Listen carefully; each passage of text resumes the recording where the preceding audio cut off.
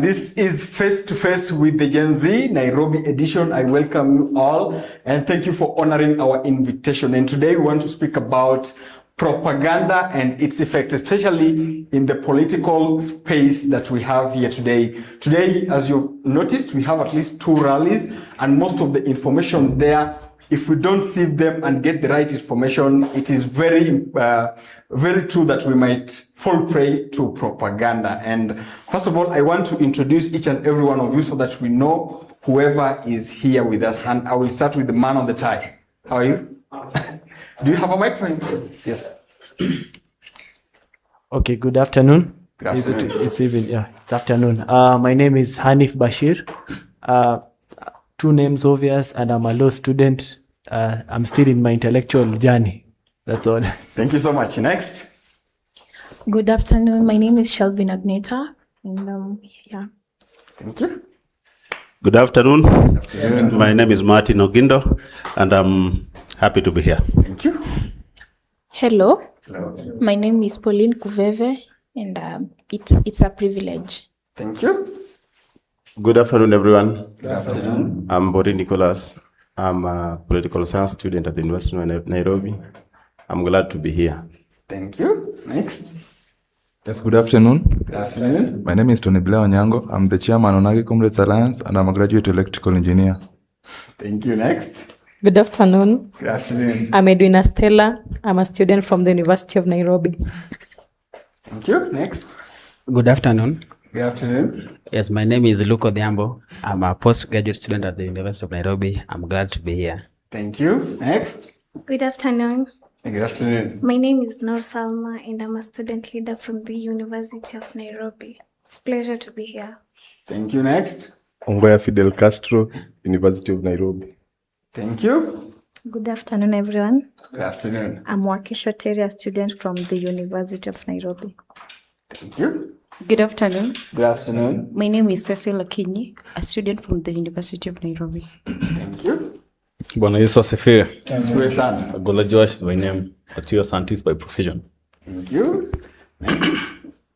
Good evening, everyone. Good evening. My name is Colin Skiri. I'm also a student at the University of Nairobi and also an alumni of Strathmore University, Public Policy and Governance. Wow. Thank you. Welcome. Comrades Power. Power. Comrades Ria. Yeah. My name is Kaunda Justus, a student from the University of Nairobi, Public Administration and Political Science. Thank you. Good afternoon, comrades. Good afternoon. My name is Faris Karaoke, a student leader, currently first year. An honor and pleasure to be in this function. Thank you so much. Thank you so much. And my name is Martin Ogindo. I was a student at the University of Nairobi, and today I'm studying public opinion. Okay. That is wonderful, wonderful. And I want to introduce the organizer of this event so that we know the vision and the mission of this event. Mwalimu, a round of applause for our convener, please. All right. Well, I think you have a mic. Yes. I already have a mic. Yes. Good afternoon, ladies and gentlemen. Good afternoon. Let me say good afternoon, comrades. Good afternoon. You see, that's the language. So, comrades, I decided to invite you here because I am a student of society. Being a student of society, it means I learn everything that goes on in society on a daily basis. And the biggest problem we have in this country today is the use of propaganda to sway our thinking, reasoning, and actions without us even realizing it. So I thought it was good to assemble people who know and understand propaganda and take us through a process which can help us identify one when we are confronted with it. We have had this thing going for some time, and I think this week we decided to zero in on propaganda as a means of swaying public opinion. There are many things that happen. They look real, they are factual, they are true, but they are propaganda because of their timing. They are propaganda because of their target audience. They are propaganda because of the people releasing them and disseminating them. In that case, I decided to assemble this team here so that they can talk to you, so that when you go out there, now you use the information you have to make a decision on what you are going to do with the information that you come across. Sometimes information is not oral. It can come to you by way of action. You see something happening, you take the information from there, and that is how you make your decision. Otherwise, welcome, and we'll talk at the end. A round of applause for Mwalimu. We can do better, please. Comrades power. Comrades Riyadh. Comrades Akchu.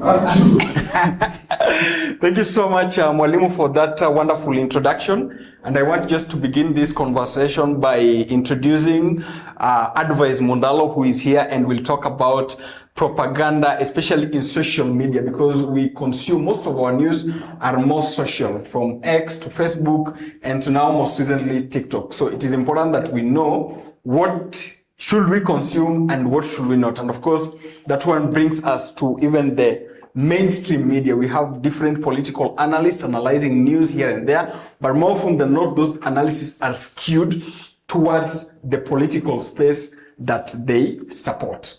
So thank you so much, Advice, and welcome.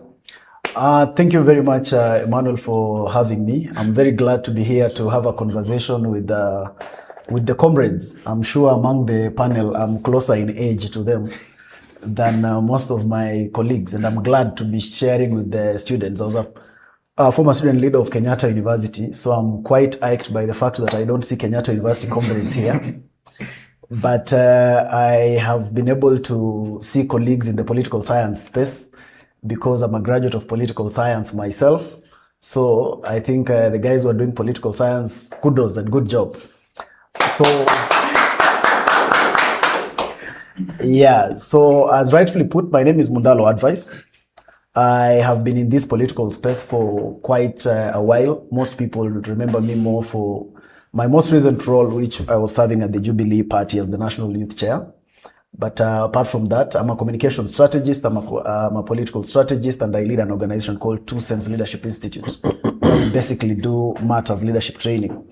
Now, we are here to basically discuss the aspect of social media and mainstream media propaganda. And this is something that has eaten our country so much. And when you look at the net effect, it looks like it's getting more instead of getting less. But then for us to be able to understand this very well, we must first of all understand what is propaganda. Because most of us do not really have a good understanding of what propaganda is. And propaganda is basically strategic communication that is meant to shape your perception, influence your emotion, and influence how you make your decisions. That is basically propaganda. Now, how is propaganda really done? Propaganda is done by, first of all, someone taking time to study you and understand your psychology. Human beings by nature, we are negative people. I hope we all know that. And that's why when we hear the bursting of a balloon outside here, the first thing we are going to think is all negative. Someone is going to say Al-Shabaab has come into this place. Another one is going to say, no one is going to say that a child is having a birthday. Right? Yeah. Because our mind is shaped, first of all, only think negativity. So propaganda anchors on that. And propaganda also anchors on shaping a world where it is always us versus them. Okay? So when you look at our social media, for instance, how are you able to quickly know where propaganda is coming from? You wake up one day and you find that there is someone all of you are listening to. All of us are listening to that person, but that we cannot trace the history of that person. We can't tell where did this person come from. Have they been communicating to us? Have they been in this political space? Have they been whatever? But one day you wake up and all of a sudden that person is very famous and that person has a lot of followers and they are influencing how you are going to think. So the moment you're able to see something that you cannot trace, you cannot give it history, it does not have legs. Anything that does not have legs, you must be keen enough to understand that that is starting to look like propaganda. Okay? And unfortunately, when this thing does not have legs and then you consume it because it appeals to your emotion, there's another thing that happens now in our social media space called algorithm. So the algorithm that happens now on social media is like this. if you consume content that is negative in a certain way, the digital media algorithm gives you content that looks like that one. So with the time you start thinking the whole world is like that, not knowing that it's you who is only consuming the same thing every day. Okay? So if you're looking at our political space, for instance, and you choose that every time you stop on a video, you stop on a long video that is going to talk bad things about government, the algorithm picks that you love to hear negativity about government. So what happens is that every time you put on your social media, the only thing you'll be seeing is what? The bad about government. And then you think that the whole world is so doomed. So you don't get to realize that it's actually only you consuming it. So anything that affects your psychology and affects your emotions and how you feel, and it gives you some, it awakens some spirit in you, there is more likelihood that that is propaganda. That is why even in the world of food, the fast food world is advertised through propaganda. That's why you wake up one day and all of us want to feel like we want to love KFC. You want to love chicken meat. Yet when we grew up, nobody was giving it to you. It is actually junk, but you find yourself that you have been conditioned to think that it's a very good thing. Maybe let me speak more to the ladies here. Ladies, I can assure you most of these men, they don't love pizza. But you have conditioned them. They have been conditioned because public perception looks like if they don't like it, they will look like they are archaic. And therefore, they are moving towards that direction. Why? Because they are consuming a lot of propaganda. And the ones who build these kind of things, they know very well when something is bad. And that's why for every place there is a fast food joint, there is also a chemist. Because they know that they are selling you some poison, so you need a chemist.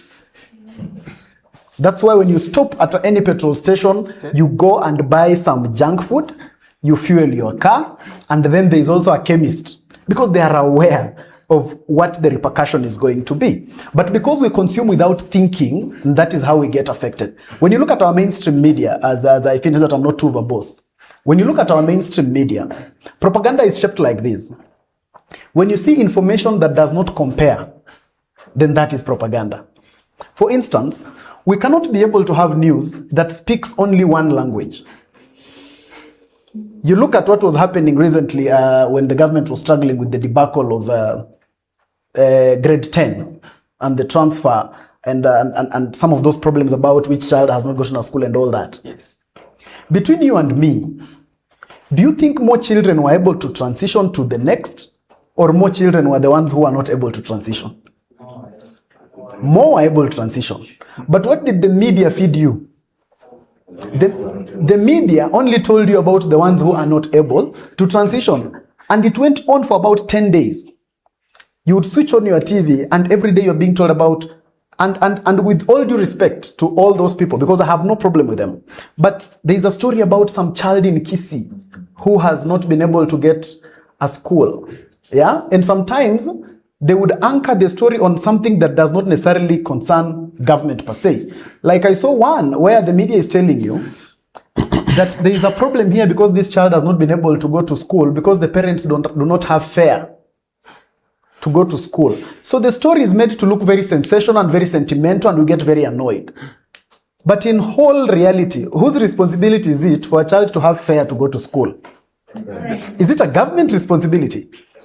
But at that time when you are watching it, you are so emotional. You have no room to be able to reason that far. That's why you will never be given two sides of the story. Even in our parliament, there's a lot of good things that are discussed in parliament. A lot of good things. But what will come on air? The one that will come on air is what they want you to hear. Something that will excite your emotions. Like somebody was insulting the other. And that's why with time, even our leaders are moving towards the propaganda side because they know that that is what is sensational. So instead of when we're having a conversation here, when I cannot raise the bar of my point, when you are able to wrestle me by point and I cannot be able to have what to tell you, I walk out. Now, when I walk out, the news is not about your point and how strong it was. The news is about how I was able to walk out. So for you to really understand this element of how the propaganda really works, always ask yourself when you get any information, ask yourself, what is the other side of the information. Number two, ask yourself, what is the leg? What are the legs of this information? If you find that it has no leg. And number three, ask yourself, have I just found myself having this information or did I look for it? Because sometimes you found yourself having information. I keep challenging people, Adam, and asking them, do you know the president of Burkina Faso? I suspect all of you know him, right? Do you know the president of Ghana? So between Ghana and Burkina Faso, which one is nearer Kenya? But you know a president of a country so far, but you don't know the president of Ethiopia. So question is, have you ever asked yourself, how did you find yourself knowing the president of Burkina Faso? To the extent that he's drawn on matatus in Kenya. To the extent that we have revered him so much that even a child where I come from in Bungoma, somewhere deep in Bumula, that child who has not gone to school per se, that gentleman there, I can assure you that gentleman knows the president of Burkina Faso. But if I ask that gentleman, who is the prime minister of Uganda, which is 35 minutes from Bungoma, probably they do not know them. The moment you find yourself in a situation where you have lots of information that you've never looked for, then ask yourself, who is this that became so generous to give you that information? Then that is propaganda. I think let me stop there. Okay. Oh, wow. Thank you. Yeah, you can stand and clap for you. Okay, you start as the clap. Thank you very much. Thank you so much for that advice. And on the next part, I want to introduce my good friend, my clansman, Mr. Charles Sowino. He vied for governor. He tried to vie for governor. He will tell us how that went. how propaganda worked against you. Karibu sana. Thank you so much. It's okay. Yeah, okay. Is it already evening or still afternoon? It is actually ladies evening. and gentlemen. Good afternoon. Good afternoon. My name is Charles Owino. I'm privileged in this country to have met many of you. I don't know that there is any of you that have never come to their house. I visit every home, especially because of media. I'm a comrade. I've only studied the University of Nairobi for all the stages I've studied. And I've seen many of you are from the University of Nairobi. And I know a number of you are from the Department of Political Science. Even law has a lot of interrelation with politics. I was also privileged to study communication in the same university. And I've studied beyond first degree and second. So I am a very strong alumni of the University of Nairobi. Wow. But I've been a policeman for the last over 30 years. That is what I understand best. That's what I know best. And I've been a police spokesperson.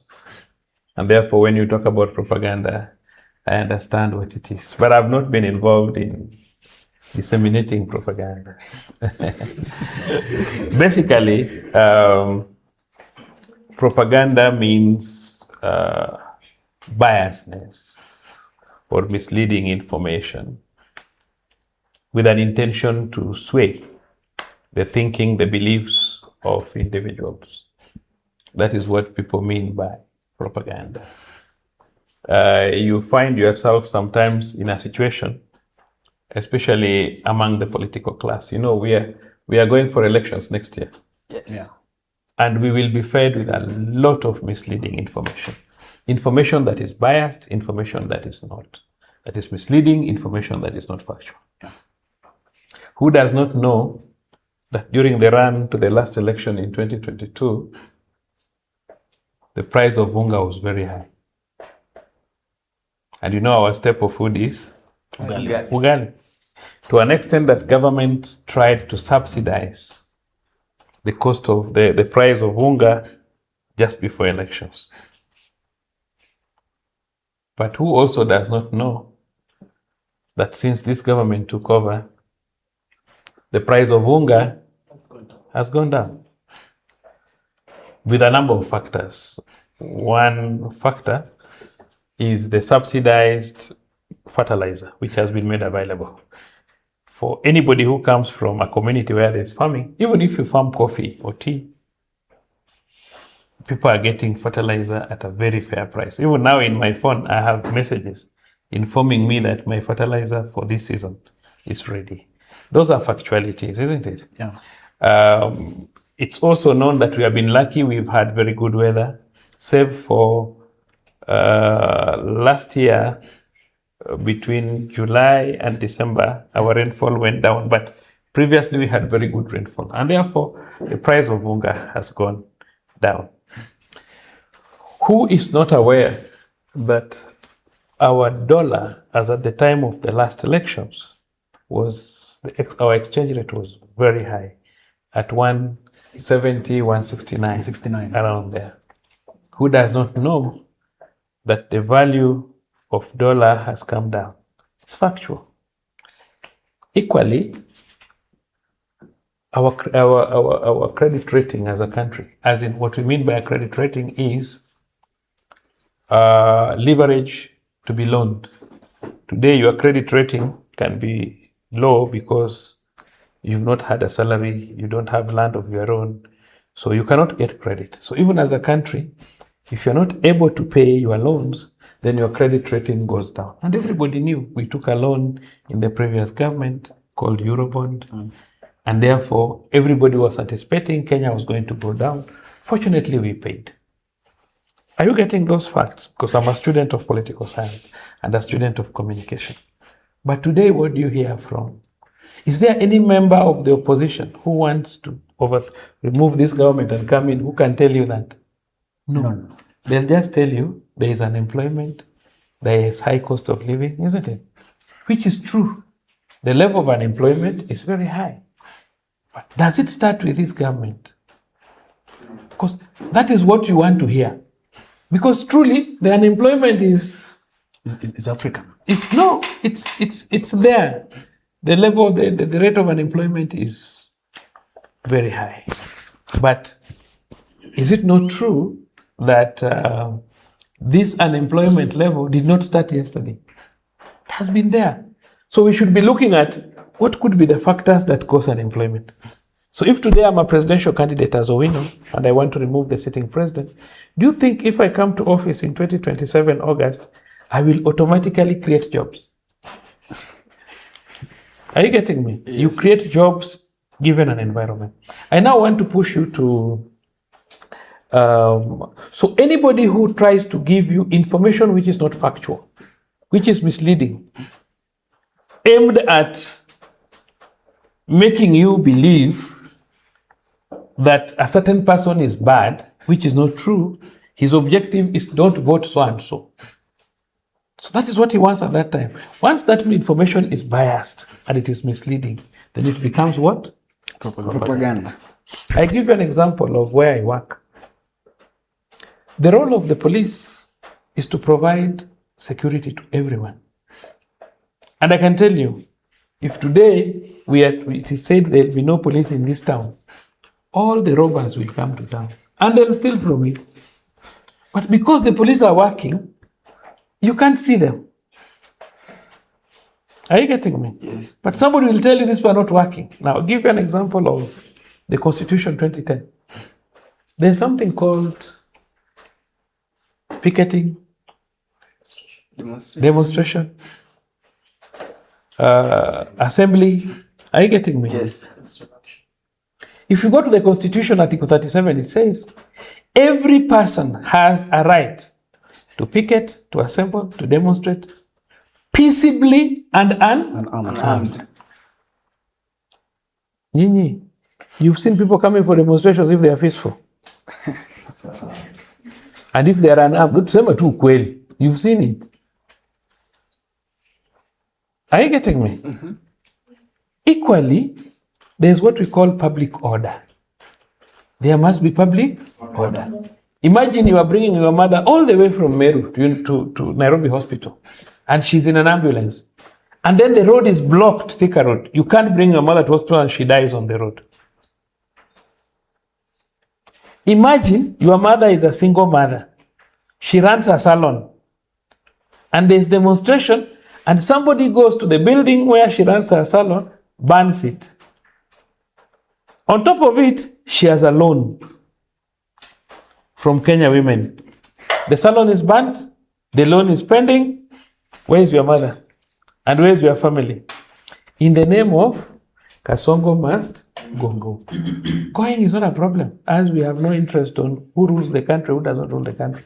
What is important for us is the peace and order of the country. That is why you hear under the Public Order Act, which is an act of parliament, saying that you must notify the police. And you must tell the police, if it will be a procession, we will be having a procession between this time and this time, between this place and this place. Because your interest is agitation. But what do? We occupy, some people are in Kawangware, some people are in Thika Road, some people are in... Do you think everybody wants to demonstrate? Somebody was sitting an interview that day in the morning. Now it's the end of your interview. Then a politician comes and tells you, no, it is the police who when the police come, then things go bad. Why did the police come? Because you closed the road. Unachoma tire. Because you said you are going to move from Nation Center to Parliament, but you are already in Thika Road, blocking roads and stealing from people. What people have thrived on is propaganda. Biasness in communication, misleading information. And I'm saying this because of where I work. Because would I really want... Let me ask you a question. Why are parliamentarians allowing government to procure guns? Can somebody tell me? It is parliament which makes law. Why are they allowing government to procure bullets, live bullets? Why don't we just buy rubber bullets? Or none at all. Or none at all. You're a law student. Yeah. Can we be in this country without having arms? I don't think so. Why? There's so many factors. For example, the concept of proportionality. Yes. You cannot come to a police officer with a machete and expect a police officer to shoot you with a rubber bullet. Yes. And also there's a concept of, there are so many factors. But this policeman, is he working for all of us or for himself? A policeman is a state servant, so he works for all of us. The police, and people may not like it, is a tool of the executive. Is a prefect. Is what that president you give sword uses to protect you. Otherwise, they'll come to your hostels, rape you. Yes. Are you getting me? Yeah. They'll come and kill your father or your mother. They'll come and break your shop and steal from you. They are stealing people's animals, those who come from dry areas, people who live in, who do other things. But the impression, that's why I tell people, when you are looking for a position, come with factualities. Don't lie. But what is sweet? A lie. I want to give you a very good example, which is not supposed to come from me, of what is happening today. There is a political party that its party leader was very prominent and died. When that party leader, before he died, he told members of his party that he will work with the sitting government. And they call it a broad-based government, isn't it? Yeah. And he said he would work with that government until 2027 elections. Then they will sit and make a decision whether they want to continue working with that government or whether they want to run. True or not true? True. Now, those who are doing political science, who understands what we call collective responsibility? Who knows what collective responsibility means? In the executive, in parliament. And I want you to go and Google when you leave here so that you don't say Owino was telling us propaganda. That's right, the word collective responsibility, go and Google. What it means is, if you're in a cabinet or you're in an executive, now let's assume this is our cabinet, isn't it? Yes. We have formed a government here, or this is our executive. Like in party, political, how do you call it? Political parties, their executive is called NEC. Yes. Are you getting me? The National Executive Council. In government, the executive is the cabinet. So if you are in a cabinet meeting or in an executive meeting like in NEC, and we are 6, and 4 of us vote and say this is our route, and 2 of us vote and say no. But who takes the majority? The 4. The 4. You are only expected to do 2 things. You do a dissenting opinion, and then you have only one route. Either you sing what we have agreed and go with it running, or if you're against it, you resign. But you find, like that political party I'm telling you, a man who claims to be very educated, a lawyer, a secretary general, disagrees with what the NEC has said. Then he says, though he disagrees with the NEC, he still wants to speak for that party. It is illiterate. Are you getting me? So even when you say you're educated, people look at you and say, well, this one is illiterate. But you, as an ordinary young person, you will easily buy it because it is propaganda. Misleading information, whipping emotions. So much of what we do, especially on the political line, people compete on propaganda. And now we are unfortunate that because of the digital communication system, what he talked about, social media. Yes. It's very fast. The social media moves very fast. And all of us have handsets. We call it mobile fast. So when you have handsets, that is the position. So propaganda is simply misleading, biased information, because you have to do a comparison. What this guy is telling you and what this guy is telling you. Which one is better? Which one is genuine? Are you getting me? And that is why I said there are circumstances when it is justified to use what? Like we have a rally in a place, like the way we had in Kitengela. Then the rally ends peacefully. Like now there's a rally, I think in Kakamega. Then some young men decide now they are robbing people. You saw during demonstrations. Yes. You saw young people in the evening. Demonstration imeisha watu wameenda, but now hawa wameweka roadblock yao. Wananyang'anya watu simu, wananyang'anya watu pe. Yes. If one of them is killed, then the opposition picks it and says, this man was killed during demonstration. And you buy it. And this was a robber stealing from your sister. Propaganda. Very sweet and very interesting. So as we go forward, Mwalimu teacher Owidi, yes, sir. I hope you guys know he's truly a teacher, not just a name. Yeah. I want to thank you for organizing such meetings so that we can talk more to our brothers and sisters, especially the young ones, and tell them what actually propaganda means. I currently sit at the National Communication Center as the director of the National Communication Center in this country. It's a new outfit. We coordinate communication in all government departments, ministries, and though I'm still a policeman, I'm there on deployment because of my specialty on what I do. So I would want you guys to study more about propaganda, understand it, and talk together. Governments are temporary. That is why we have people fought for multi-party democracy. Government runs for a maximum of 2 terms. So you can have 1 term, can have 2 terms. You cannot have 3 terms. As an executive, can only have 2 terms, isn't it? Yes. But most importantly is let people compete in a healthy environment. Whoever wins greets the other. You remember that old man who just died has been on handshake with every government. Not because he was weak, but I think maybe because he was looking for the peace of his country. Because you can do better. Today, I can run a government and I don't run it very well. Do you destroy your country because of my 5 years in government or 3 years in government? No. Let me do my work, go, let another person come. Since multi-party democracy, we have had how many presidents? Who knows? Name them.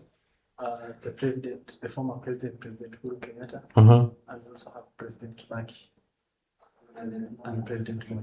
Yes, that's what I wanted. That was the catch. Because Mai was also a president of multi-party Democracy. He ruled, and then multi-party democracy came. Then he ruled for 2 terms, and he had to leave, isn't it? Yes. So what we are saying is, because we are younger people, you must be truthful. You must get for amicable ways of sorting out your problems, and you must also understand the propaganda and get to know which one is truthful, which one is propaganda, and is it of importance. You know, even you, a guy can bring propaganda against your boyfriend, isn't it? Yeah, and you be misused. So you must know misleading, biased, isn't it? Because you don't expect a young man of your age to have equal money like me or opportunities, isn't it? Yes. But would I be the best husband for you? No.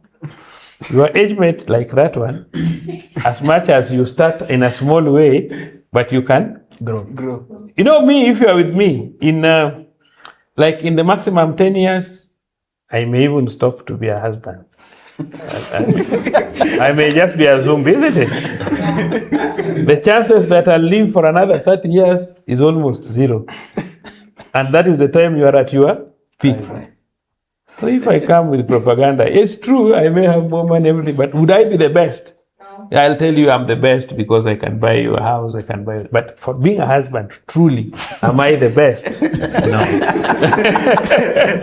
So you must be very careful. You know the difference between propaganda, misleading, Information. Yeah, information, isn't it? Yeah. So ladies and gentlemen, that's what I have for you for now, so that I don't take a lot of your time, just to make you understand that misleading and biased information with intention to sway you to a certain direction is propaganda. A round of applause for Mr. Rivers. A standing ovation will do. Ulikuwa na agenda. Thank you so much. Thank you. Actually, sija kuchomea. Ile kitu staki ni propaganda. Wewe kusema you will make a good husband. Just say you want to be a boyfriend. That one will not be propaganda.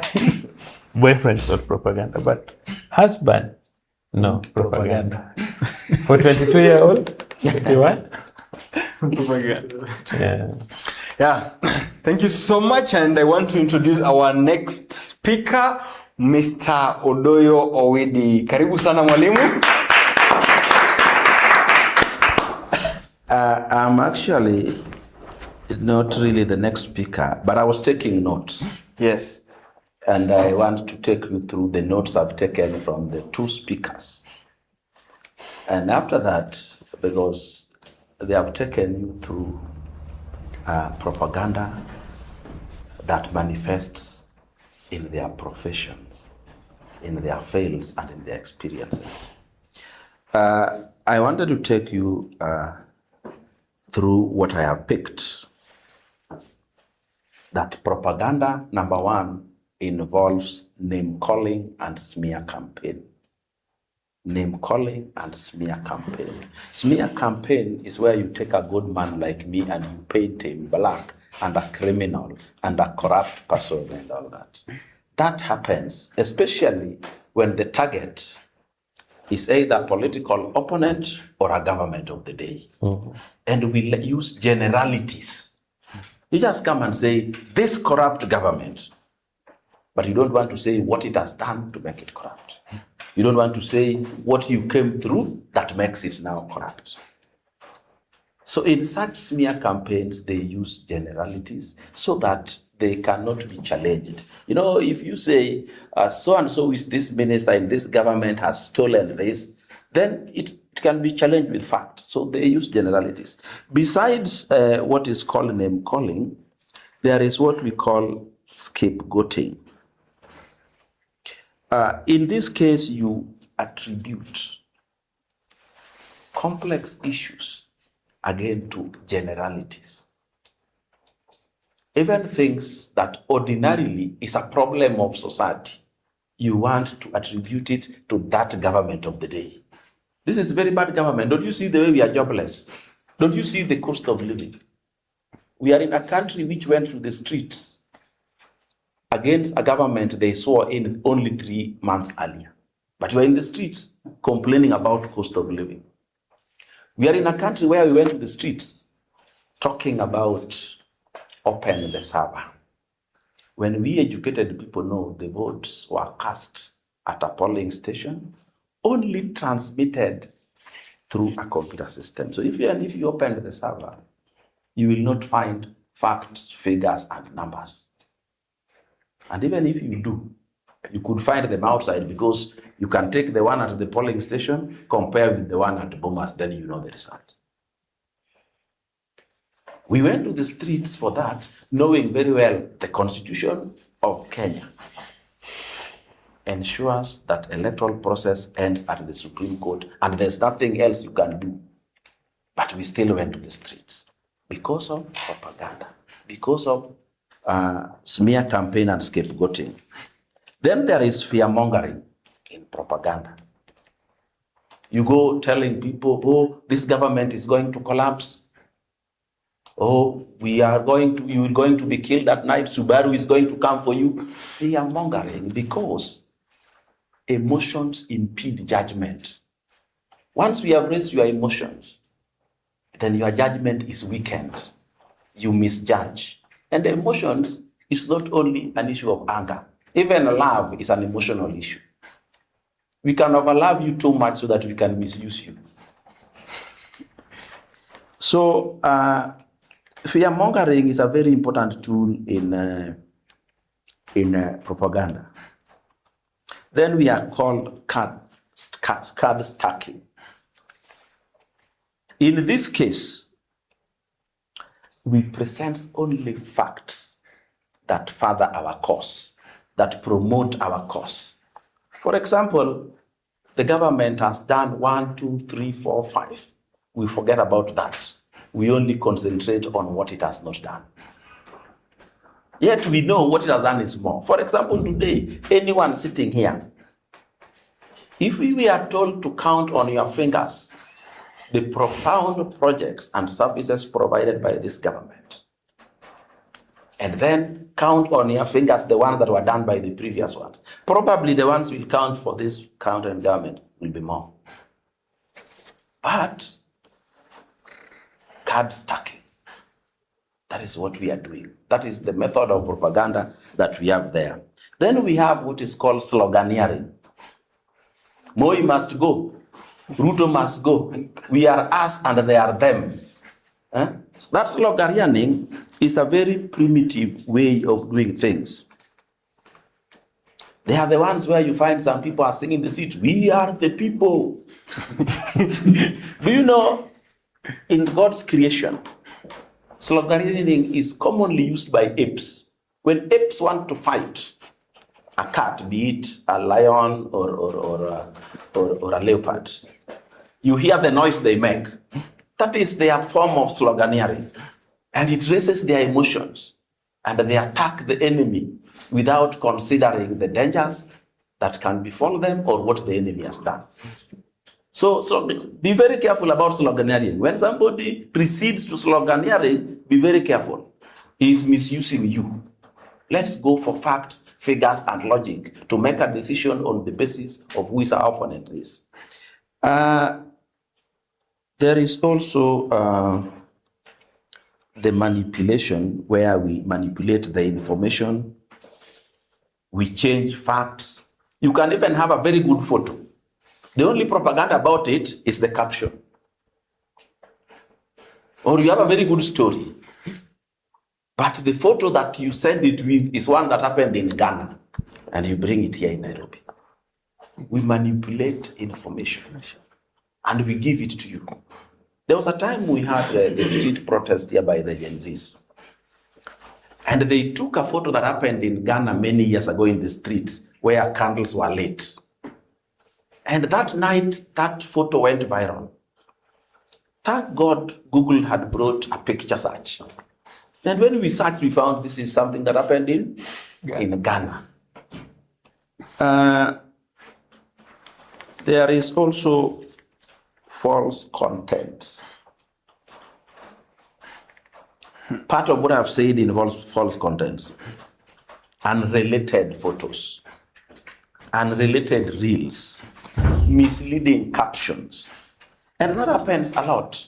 So you people who use social media a lot, before you like, try to evaluate, do a fact check. Before you share, evaluate, do a fact check. Because there are people out there ready to manipulate you using propaganda. They want to change how you think. Of course, I had spoken about us versus them. A speaker comes, like today I had the CIA Governor James Orengo speak in Kakamega. You know what he says? After they had killed Raila Odinga, now they have come back to kill his party. They, who is they? That is where the problem begins. Us versus them. And this day, you can paint him as dark as possible, knowing very well people are struggling to know who they are, or you know who they will think is they. Propaganda. That's how it works. Us versus them. If somebody is under a politician who comes to tell you, I will soon table the facts, you will wait for those facts until you grow gray hair. They will never come. But he's using, I will table the facts, so that you are convinced that he's saying the truth. Propaganda, very beautiful. For example, let me tell you something about that. These vague things. There was a day one man called Rigathi Gachagua was launching his DCP party. After the launch was over, the dignitaries had all spoken, including him. And there was only left the prayer. Goons came and threw everything and spoiled everything. Which government would want to stop a function after it is ended? Right? And the same thing even happened to Kitangela. After everything had ended, then suddenly, now tear gas is being thrown. Then we are in a church, tear gas is being thrown outside the church at cars where there are no people there. So we need to be very careful. And then there is this misleading information they come and tell you, because they know you will believe every logic, that tear gas is not sold in supermarkets, so it must be the police. Yet, thugs even have bigger guns than the police. What is tear gas for them? They'll get it. In fact, they'll get very many of them. Then there is something we call bandwagon effect. Bandwagon effect is where you are being directed that everybody is leaving government. Why are you still there? Everybody is leaving ODM. Why are you still there? Everybody is leaving DCP. Why are you still there? You're supposed to join the bandwagon and live like everybody else. They create that information. They create a scenario where you think you are the only one left behind. Bandwagon effect in propaganda. Watch out for them. And there's something in propaganda we call whataboutism.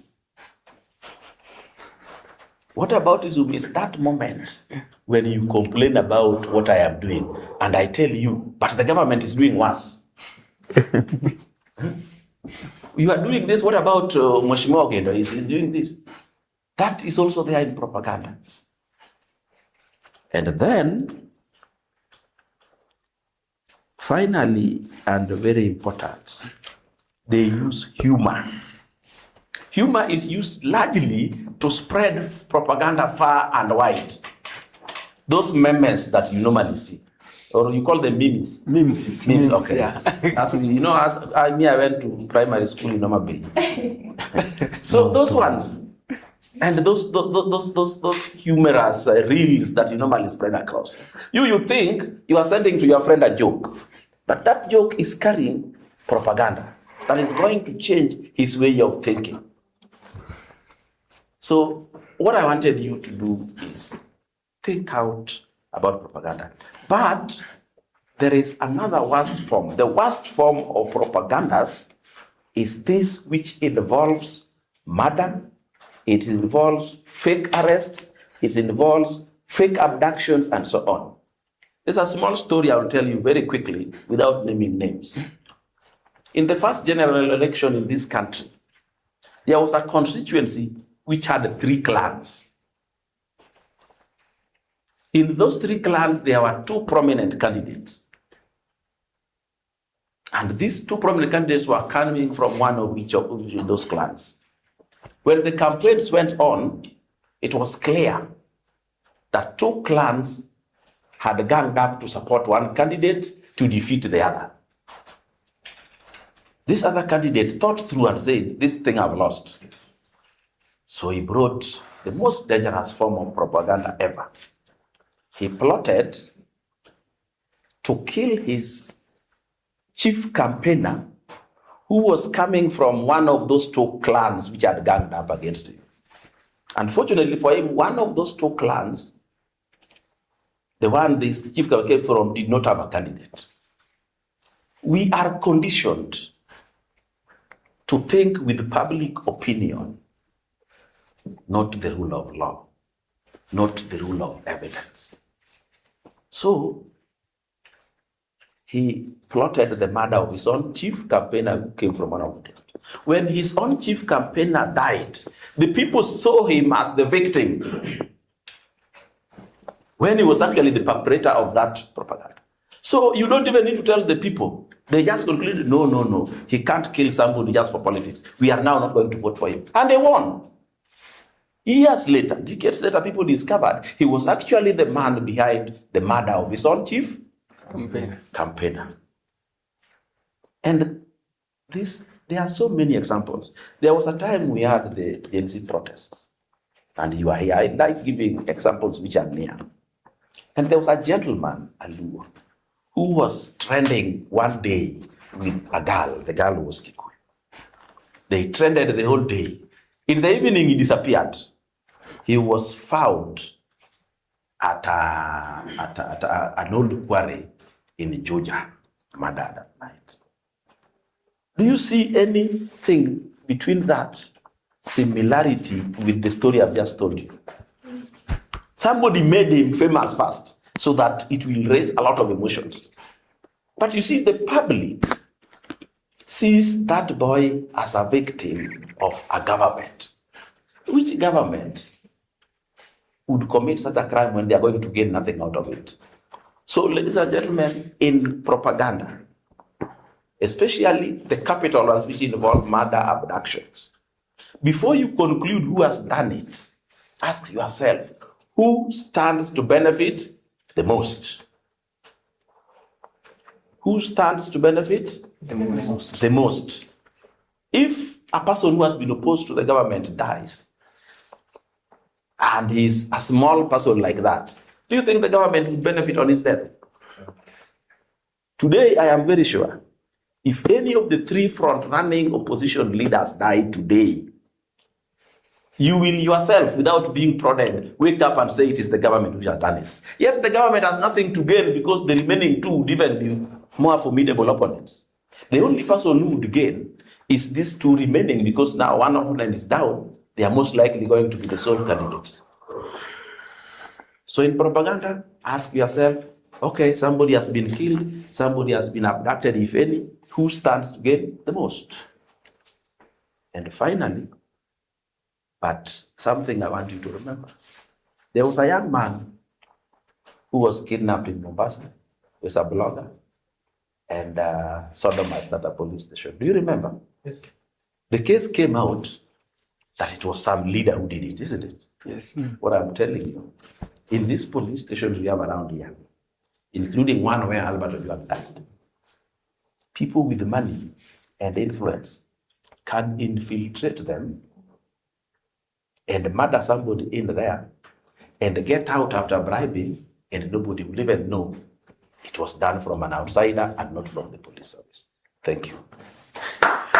No applause for William. A standing ovation will do, eh? Yes. Yeah.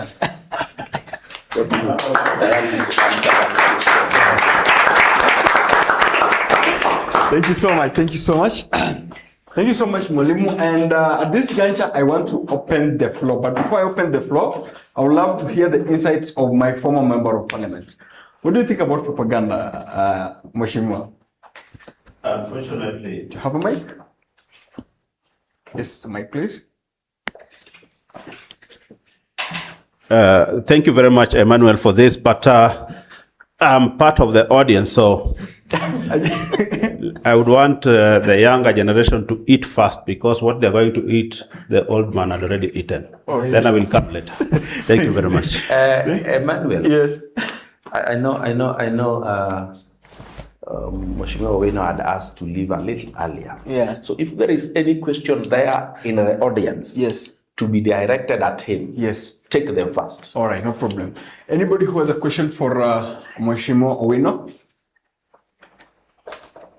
Or we can just do them generally, then we will respond to his first. Okay, no problem. I think there's a first question there. Yes. Good Is this evening. okay? Yeah. Good evening. Good evening.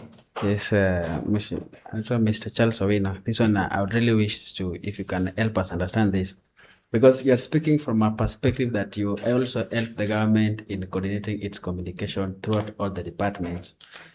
And again, the communication is controlled, but what do you think could be amicable ways that can be helped so that we make sure that the people who are in the ground, the majority of the citizens, are not being misguided, particularly from the mainstream media? What are the ways that are coming up so that we can control misguiding of majority of the population through this particular platform that we have? Like, for example, the majority are being misguided even within some of these rallies. They are not genuine, but the information is just reaching us. So we because we are the receiver of the information, it is not our problem. So what should be really done so that we can make sure we have authentic information in the ground? Thank you. Yeah, next, we want to take 3 first. Any question? Okay, from the back. Yeah. Yeah, thank you very much. My name is Collins Kirui, and the question that I'm having today is to... Maybe somebody can rise up so that... so that they rise up, please. Yeah. My name is Collins Kirui, and I just want to direct my question to Sir Owino. The fact that we are all here as Gen Zs and we've been told everything about propaganda, and it's a good platform, and I greatly appreciate. But I would love to know, as Mr. Owino is part of the Communication Authority of Kenya, what are the measures that they put in place to make sure that young youths are educated more about propaganda, so that at least we do not destroy our country. Thank you. Thank you so much. Yes, this one. Okay, thank you. My question to Mr. Charles Owino is one. We find that the weaponization of a state against its people normally goes between the officers and the civilians. As the man in charge of the communication, what so far are you looking up to help the public receive the most vital information and help them to distinguish between a propaganda and the exact information? Like right now, what we are receiving on the media is that the ongoing political events on the western side of Kenya is involving chaos. But the side we are receiving is that the police officers are destabilizing the meeting. But what leads to the destabilization of the meeting is not shared to us. So as at the end of the communication, how can you help the public to consolidate the two sides of the stories to make them understand that what led to this and how everything happened, so that we can end the scenario of propaganda to conflict the state? Thank you so much. This, by the way, this town hall conversation is live on Oduor Widi's Facebook page, so you can just check it out as we continue. Mr. Owino, karibu sana. It's okay, thank you. I think all your questions are based on one major thing. How do we manage coordinating communication and giving the right information to the public? You know, they always say that when you want to kill a dog, you give it a bad name, isn't it? Yes. The biggest advantage we have is that in our population, we're now about over 50 million, over 25 million Kenyans are on social media. All of them. We have what we call mobile, and in government we call it mobile first. Everybody, majority of the people, and most of you who have gone to school, you have mobile phones, and therefore you will get a lot of information through your phones in terms of communication. And what happens is that government need more interaction with the public in terms of explanation. You remember when we had the first how do you call it? The finance bill, which brought to demonstrations and so on. The finance bill was not explained to many people because the language that they use in finance bill is technical. So there were so many good things in that bill that people never got to understand. If you look at the finance bill for the previous year, you saw before it came out to the public, there was a lot of discussion and engagement. So basically what government is doing, or the nation is doing, is to ensure that there's a lot of engagement and explanation on what is right and what is not right. It's not a time to fight with people. It's a time just to ensure that you explain to people what you think is genuine, what you think is the right information. Because also, government cannot get involved in propaganda. Because if government gets involved in propaganda, then government will lose public. People who are informed like you, once you discover that this is a propaganda, then you will not be able to trust government anymore. How can government be involved in propaganda? So government continues to be involved in factualities and explaining even what is wrong. Oduor has told you that I can pull sympathy. I can whip emotions from you. By doing something very wrong, having another group, I create chaos. Once the chaos are created, police must come in. The police will throw tear gas and they say, oh, police are disrupting our rally. Because they know if that happens, then you whip the emotions. What do you gain from destabilizing a rally of an opponent of the president? If you are government, if you work for government, then it means you know very well you are disadvantaging the government. So what's happening is we need to keep on talking. We need to have more town halls, interact with you, discuss, explain what it is, so that people are more informed. So what is most important is repeated, continuous communication with the public. If government communicates with its public and the public are able to listen, and even for you people, you choose what you think is right and disseminate that information. So what we are trying to do is come up with more discussions, town halls, interactions. We have to answer questions from you. The Ministry of Information, Communication, and Telecom is coming up with what we call e-Baraza, where they'll be able to communicate to the public. You'll be able to send questions. They'll be able to answer. Because if you don't have an answer to a question, then it becomes very, very difficult for you to be able to resolve what the problem is. So what is most important is continuous discussion with the public and repeated. He said, for example, even if I want to, I can give him a bad name and say he's a thief. And I repeat it every day, he's a thief, he's a thief. People will believe he's a thief. So even in this case, we need to keep on talking to the people, but on factualities, not on propaganda. If this is what government has done, we say it's what government has done. If the level of employment is, we are getting, the rate of unemployment is high, we admit the rate of unemployment is high, but we also explain that since we came to government, these are the number of employment opportunities that we have created. Are you getting me? Because you'll hear something about, like, for example, SHA. People do not know, even parliamentarians do not know the difference between SHA and SHIF. SHA is the Social Health Act. Isn't it? Then it has brought in 3 or 4 fundings.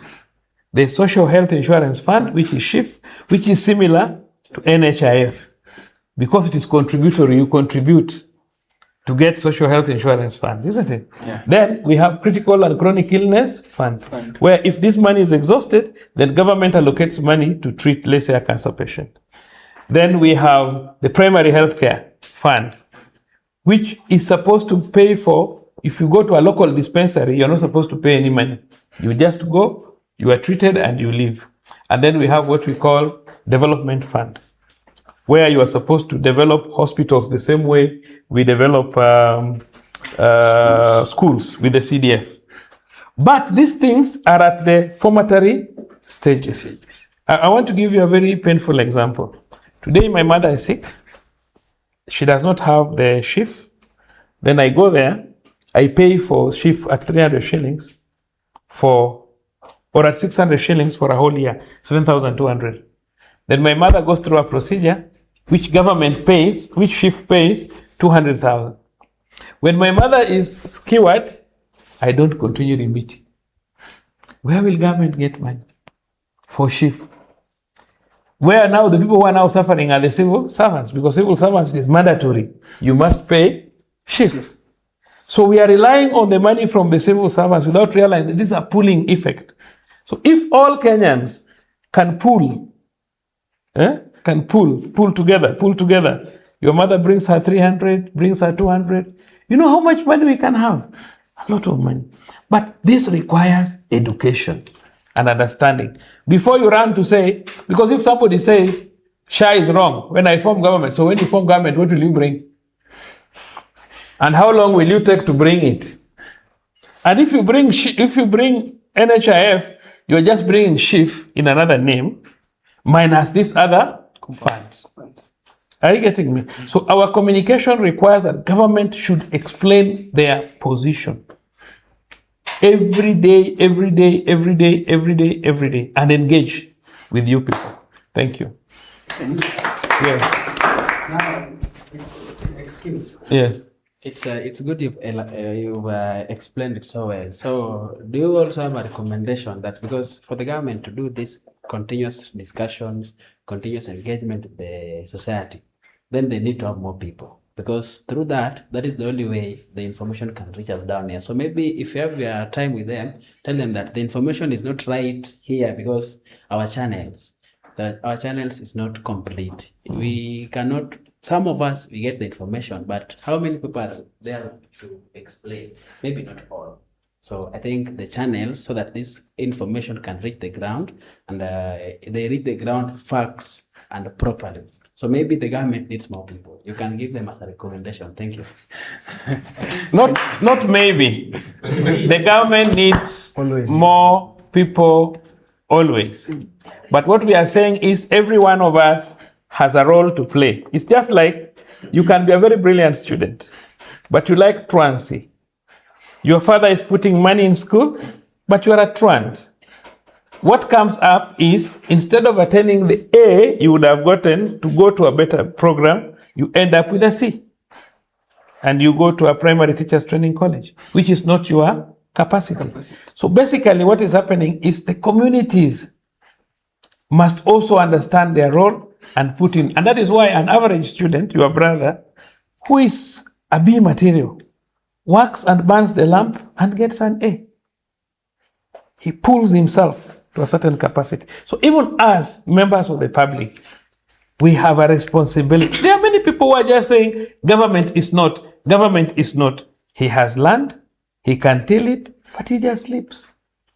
So even when government needs more people, government also needs more committed people, not just more people. Yes. Thank you. We have one here. Okay. Yeah, just start and then Okay, thank you once again. My concern is, I think in the last recent years, we had an issue of abduction that data came to reality that it was not executed by the government. After that scenario that happened in Kitengela, when that guy self-abducted himself for some days, now as the head of the communication in the police department, how slow is it that you take too long to compile a report regarding such scenarios to make the public understand that some issues that are being put on the government are sometimes being facilitated by individuals who are not part of the system? Because by then the public were made to believe that the government was after the young people who are activists online. But out of that scenario of Kitengela self-abduction, we realized that the frequent abductions complaints reduced. But up to now, there's no compiled report and the police investigation that who did this and which action did the government take on such matters. It's okay, thank you. First of all, I'm not the head of communication of police. I used to be the police spokesperson. But now I coordinate communication in all government departments, all government MDS, ministries. Go to Foreign Affairs, you find me, you go to Ministry of Communication, Roads, I coordinate communication in all of them. Investigations begins with you. Police don't get information from Hewa. Police get information from individuals. There are many Kenyans who still fear passing information even when they have it. So many a times if you find the police has not given, the police may know, but they need factualities so that when they release a matter, then it is factual. How many of you can volunteer after you've seen a road accident to go to the police station and say, me I saw, and record a statement? Even if the police will do nothing to you, you first think of your time. Sasa nikienda polisi kurecord statement, waniweke huko, waseme nitarudi kotini. Are you seeing that? But you are the one who was present. How do you expect that person who has died and even the police to get justice without you volunteering information? So we need you to volunteer information as members of the public and support, no matter the implications and the pain that and time it takes to manage that information. Because the truth is, once you give that information, you have to be going to court to give evidence. Thank you. And Mr. Obino had a question here. Thank you very much. And first of all, let me congratulate our presenters for your solid and insightful presentations. I have two questions. Number one, why is it that we find it easier and juicy to consume propaganda than to consume hard facts? In that way, I find most of the social media platforms very busy, as opposed to maybe search engines that deal with facts. Number two, on mainstream media, why is it that I find mainstream media giving the same news and information across board? I hardly see any diversity. It's like they connive or they are controlled.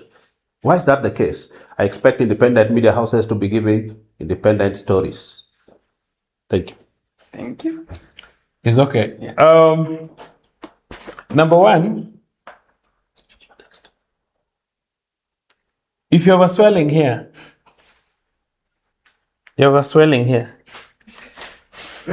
No, I'm saying if you have a swelling here, what happens? Do you touch here? No. You keep on touching here, isn't it? It's just natural that you will keep on touching where you are not supposed even to touch. It becomes sweeter. People tend to, it is like they are saying that good things don't give you good news. Like they say, when a dog bites you, it's normal for a dog to bite you. So it's not news. But when you bite a dog, ati so and so bit the dog. Aliuma umbwa yao, ama umbwa ya fulani. See the news? Yeah. That is why even the negative things, Mheshimiwa, tend to attract more interest than what is normal. What is normal does not attract news. What attracts news is what is abnormal. Are you getting me? Yes. So whatever propaganda people give are always abnormal. So they attract more news than what is normal. If you tell people today, the rally in Kakamega went on smoothly, nobody will even check what did they say. Yes. But if they say, hey, walipigwa tear gas, everybody rises to social media to see vile walipigwa nini? Tear gas. It's a normal human behavior, which we need to transit from. But equally, very difficult to transit from. Mainstream media is a careful media because it's a media that must always report what they have truly confirmed. Because there are consequences of saying something which is not factual. But just this young guy will not even care. Yeah, hata hana kiatu ya kuuza. Are you getting me? Yeah. So he will just be careless. So sometimes from the mainstream media, Mavi Kaoko has nothing to lose. She'll say anything. And everybody would want to listen to Mavi because she can say what other people cannot do or cannot say. So mainstream media sometimes are a little bit more careful because of the consequences and implications of what they say. In event it is found not to be correct. Yes. Okay. The advice, you can come in on that. Yeah, okay. I think I'm loving the question. Stop shortly. Sure, so that sure, I can. sure. No problem. Yeah.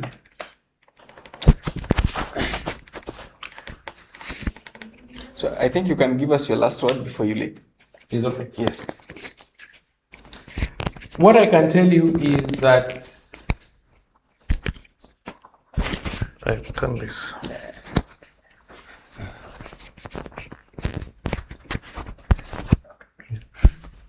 Always remain factual. That does not mean that you cannot come up and say this is wrong. We are not bringing you up to be sycophants. Are you getting me? Yes. But if you get your mother naked, do you shout and call people?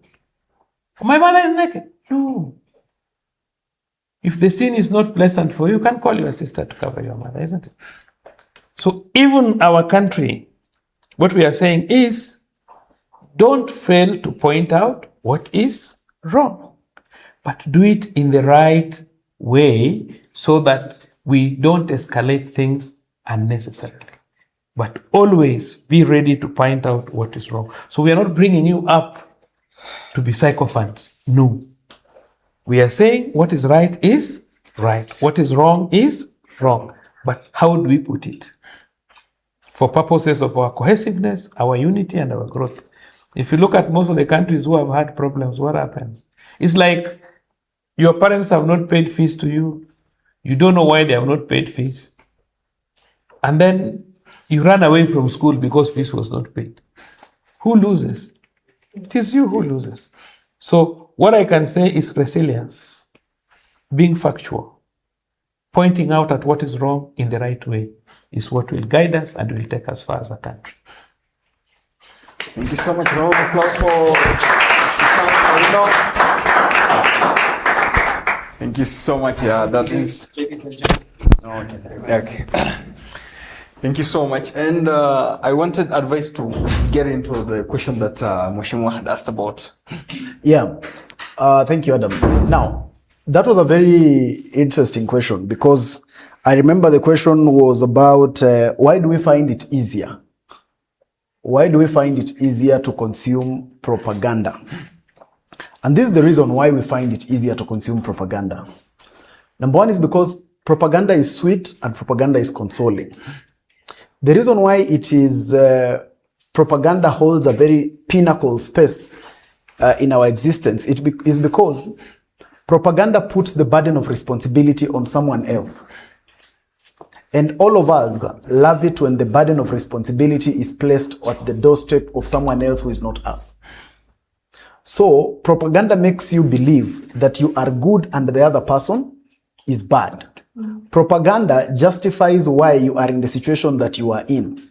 So even if you are seated at home and have done nothing to look for a job, but now there is propaganda that says that there is now someone we can blame for your joblessness, you will jump onto it because now there is someone that we can actually blame. So even if you were sent to Nairobi University, like our comrades here, and after you go to Nairobi University, you ran away from the university and went to Thika to do your own things. Okay? Yes. When you hear that there is a lecturer's strike, it makes you very happy. Why? Because then you can justify that, you know what, the reason why I scored badly is because we were not taught. Because now that covers the fact that you are actually not in school. So propaganda, that is how it actually operates. It operates on the fact that it is more consoling and it is sweet to consume. We all love a numbing effect. We love something that when we hear or when it comes to us, it makes us feel like we are more responsible than everyone else. It makes us feel like the other people are wrong and we are right.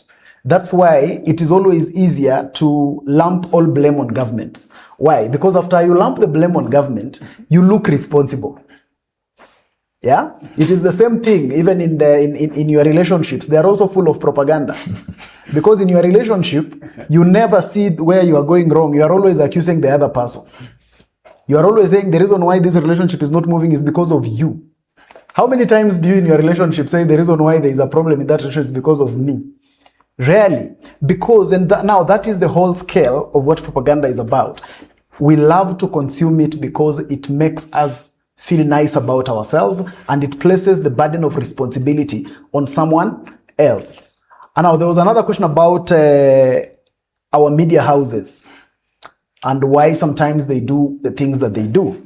And one of the things I'll tell you is that, number one, we have to accept the reality that we are dripping into lazy journalism in Kenya. Lazy journalism is whereby, because remember, it is again people of our generation, me and our comrades here and Adam, that are in these media houses. So we cannot be able to say we are lazy here, but when we get to the media, there's a miracle that happens. So there's also a bit of some of the media houses want to exercise just lazy journalism, where you just combine the few things that are easy to find on social media and make them news. You don't want to dig deeper into getting the facts. Because getting facts is some job. You have to do some work. You have to dig in. Now, sometimes we just don't want to do that. Yeah? And two, negativity sells.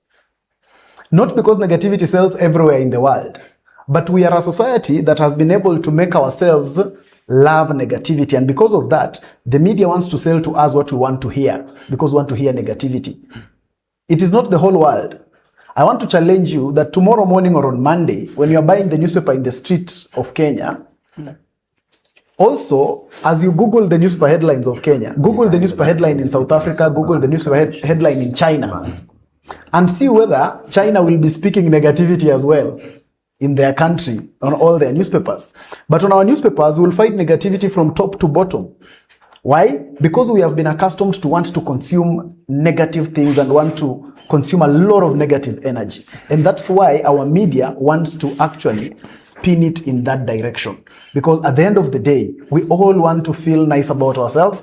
We all want to feel like the reason there is a problem is because of someone else. I want to ask you a simple question. Yes.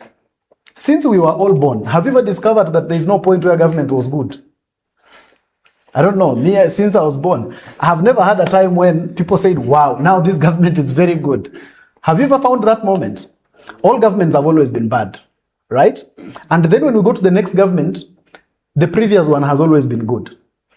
So my question is, why has previous governments always been good, and then the current government is the one that is bad, and then when we move to the next government, it also becomes the one that is bad, and then the previous one becomes the one that is good? Have you asked yourself, why is it that the world operates like that, or why is it that we in Kenya operate like that? It's because we love a good feeling. So when we have a new government, then the best feeling is to say, the other one was better than this one, so that we lay our blame on now this one. And that is the whole mark of why we largely consume that kind of propaganda. Yeah. Thank you. And I wanted Mwalimu to also answer that, Mheshimiwa Ogindo's question about the mainstream media and how propaganda sells. My answer normally in such are very blunt. Tell us. I don't sugarcoat the issue we have with the mainstream media in the country. All of you watch TV once in a while. Start with the composition of the political analysts that are normally brought on individual stations. There is one particularly called Fixing the Nation. If you look at the people who have ever been invited there, they are anti-government people. And this is a government of Kenya elected by Kenyans. It also deserves people who speak positively of it. And if you ever find somebody there who is pro-government, he has been brought there to be grilled. If you don't believe that, go and start watching. Today, probably because you have never taken your time, watch the media. The moment certain names are mentioned in call-ins, you know what I mean, call-ins? Yes. You call a radio station, you call a TV station to give an opinion. There are certain names that if you mention tap, they say network, they cut you off. Then you go to the standard media. You look at the headlines of every standard newspaper. I have a stream of them. I have like 60 of them that I have profiled. Then you call this is journalism or it is propagandism. You find in a whole day, one station has about 4 panels going to discuss politics in a day. And in all of them, with 3 people each, you'll find only one person is struggling to put correctly the government's position. I am not saying the government is good, and I'm not saying the government can. The government is what should be criticized the most, because it is a giant monster that if it turns rogue, can destroy a people. And if it is good, it is also good for the country. But I must tell you today that the mainstream media in Kenya is largely co-conspirators in the war against the government of the day. And watch out, look out. Of course, when they say things, they are factual. They are videos they are picked from the streets for things that are happening. Yes. They are clips they have come from, with, like they will come with them from coming. But I told you, in propaganda sometimes, they choose to show you what makes the government bad and leave out what makes it good. So even though what they are showing you is propaganda, but they are factual, they are the truth. But they are not telling you the whole truth. They have left what would have made the government look good. The other day I was telling some people that there was a meeting in Kitengela and it was very big. But the propaganda about it was the choice of the location. It is the main road, main street in Kitengela town. You don't even need to mobilize anybody. Just put a microphone and a PA system and people get out of their shops, of their residences, and the road is full. And you say, mammoth crowd. That is what we used during the Azimio protest against President William Ruto in 2023. The Soforia movement. Did you realize the pattern? The first one went to Mukuru Kwanjenga through Imara Daima. And the road was full, because that is a slum. The crowd is there. Normally in Kenya today, when you walk across a slum, come residential, you find that you wriggle across people, or you go to Kibra in the evening. The next one, they went to Mathare through Isili. Why do I say they go through Isili, they go through Imaradaima? Because people there can hear they are coming. They can listen to the sounds. People will tell them, oh, they are on our way. So by the time they get there, the road is full. And people watching on TV say, pass, now the government is going home. You are to but you have gone to where they are. It is called a hijacked crowd. After that, they went to Kawangware. Then they went to Kamukunji in Kibra.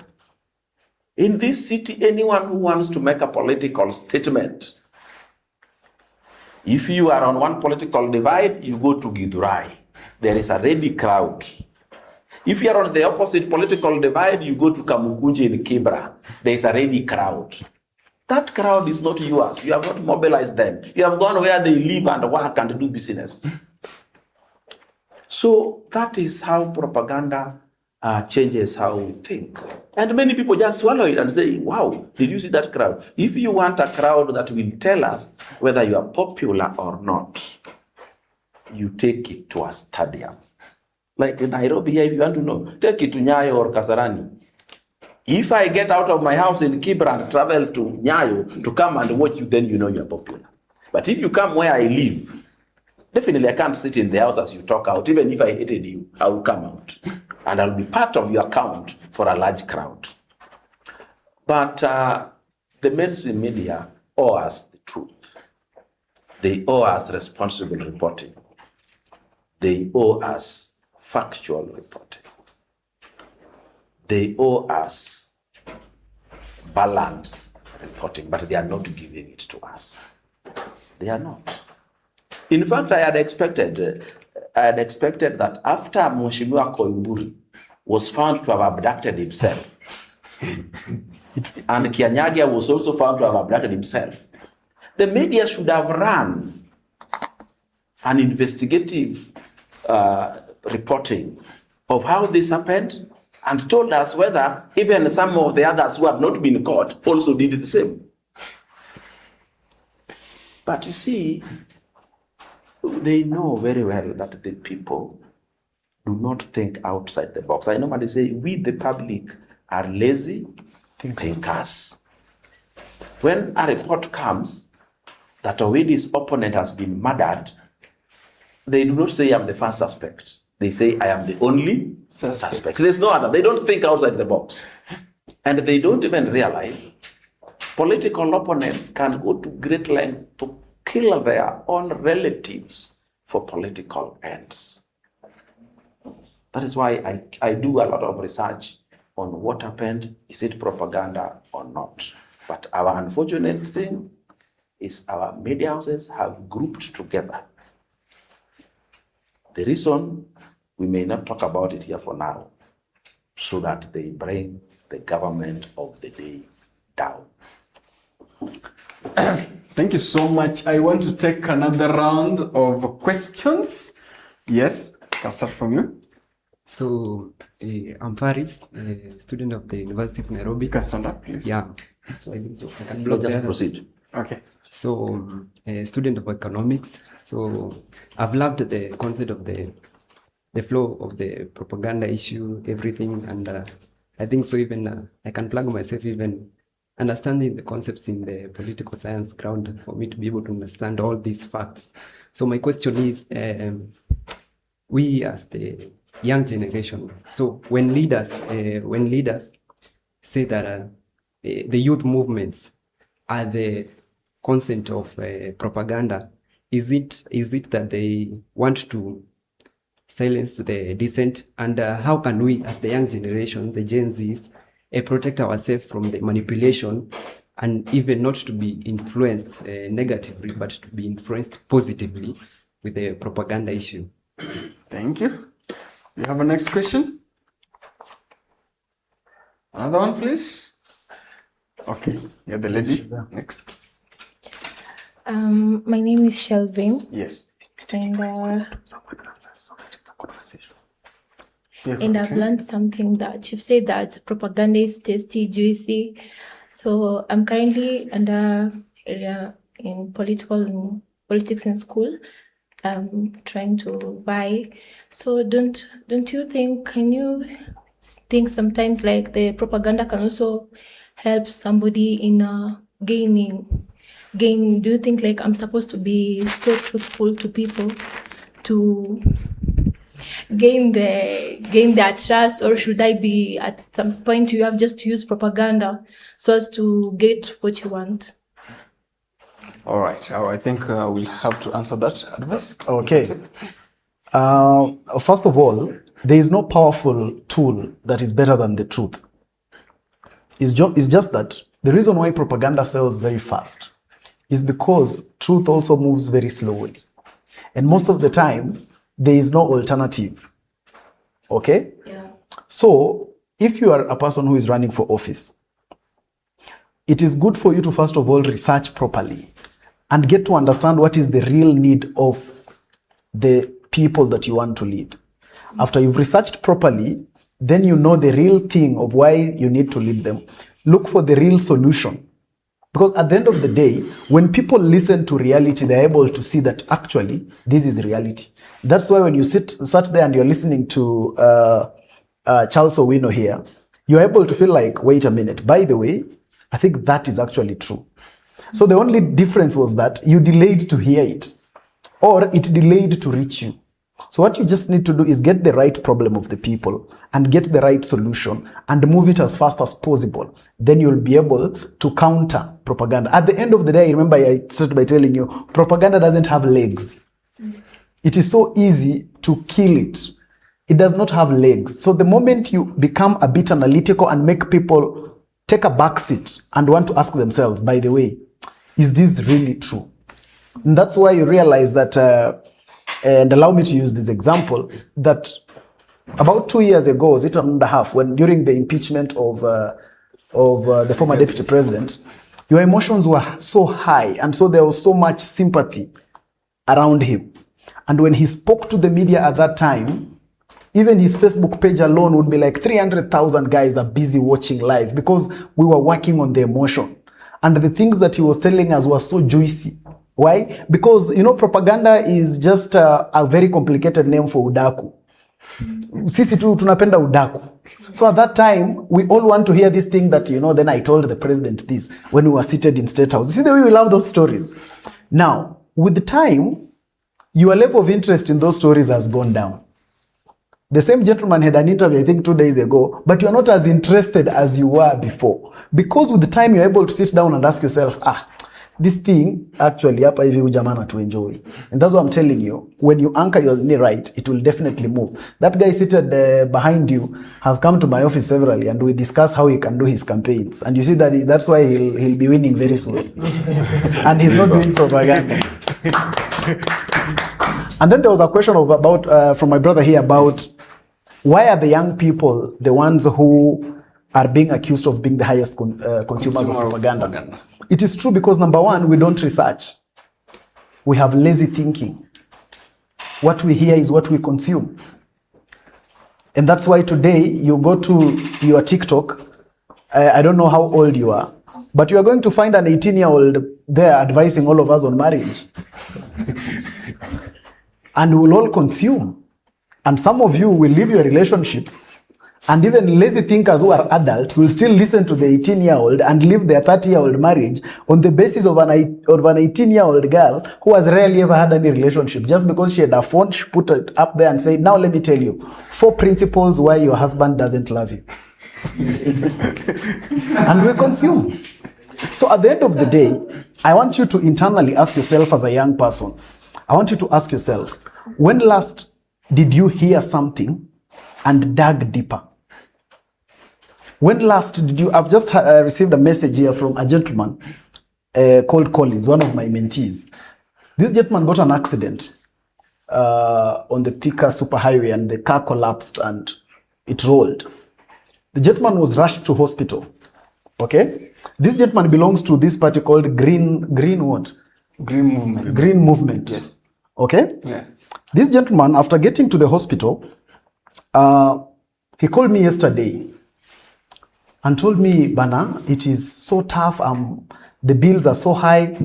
Then I asked this brother of mine, my brother, why isn't SHA helping you? You know what he told me? He told me SHA doesn't work. So I asked him, do you have it? He said, no, SHA does not. What? I told him, let's do this first. Confirm what is your amount that you need to pay at SHA. Let us pay that first. So that by the time it's not working, we are sure that SHA, you see, we paid for it, it's not helping us, then we pursue other means. The gentleman has sent me this screenshot, and I'm here with you can confirm. Sure, yeah, there's a screenshot sent. From SHA, right? Yes. It has paid? Yes. What has he texted me just down there? She said it's working. We thank the president. He has lived all his time knowing that SHA is not working. Why is it not working? Because he had on social media and people have said it's not working. So it is actually not working. So that is one of the problems with us as young people. We don't dig deeper. We don't fact check. And you have to know one thing. And the gentleman behind you asked Charles that question and said, why doesn't government have enough people to make sure we know these things? Whereas government needs people, there is one thing you must also know. It is your responsibility as a citizen to know everything that government is doing. Most of the time, our laziness and convenient thing, I told you propaganda thrives when we always want to put the burden of blame to someone else. Yes. And that's why, even when we discover that we don't have enough, when we discover that we are wrong in what we know, the next thing we want to do is to accuse government of not having given us information. So that at the end of the day, the burden of blame is on someone else. So I want you to ask yourself, every information you hear, to what extent have you ever verified it? When they tell you that this one has done this, to what extent have you ever dug deeper? Yes. And I want you to ask yourself, all of you here are political animals, and that's why you're here. This leader that you love so much, you revere this leader so much, like you hear them, you get goosebumps. Some of them, I hear yourselves now, you're calling themselves their names. I want you to ask yourself, away from the emotions, what exactly has this person done that is so fundamental that has made you be there? If you can dig deeper and really find reason, then you're on the right track. If you can dig deeper and you realize that, wait a minute, I actually don't have a reason, then you know that you are not on the right track. Always ask yourself, stop listening to the leader and loving them for the problems of the country that they're able to articulate. No, all of us can do it. Listen to the leader and love them for the solutions of the country that they're able to provide. Right. And when that leader is able to provide you with sufficient solutions that the country needs, that one is good. And then go. I said, when you listen to the leaders, yes, don't love them for the level of articulation of the problem of the country that they can do or that they can articulate. Do you know why? All of us here know the problems of this country. For instance, there is youth unemployment in Kenya, there is youth unemployment in Africa, right? Mm-hmm. Why should a leader come and tell you that there is youth unemployment, then you say he's intelligent? That is my takeaway. Yet you also knew that that problem exists. So love a leader based on their capacity to speak to you about the solutions that they have for the country. And after you've loved them for the solutions they have been able to prescribe for the country, if the leader has been in existence, ask yourself, that mastery of solution, when they were in office, how did the country change because they are intelligent and they were in office once, and so look at what they were able to do. So if you are loving a senator today, you are loving a governor today, you are loving whoever today, can you be able to ask yourself, away from this person repeating the problem to me, the problem that I already know, using their office, what have they done that has changed this country? When we get to that level, then we'll be able to make progress.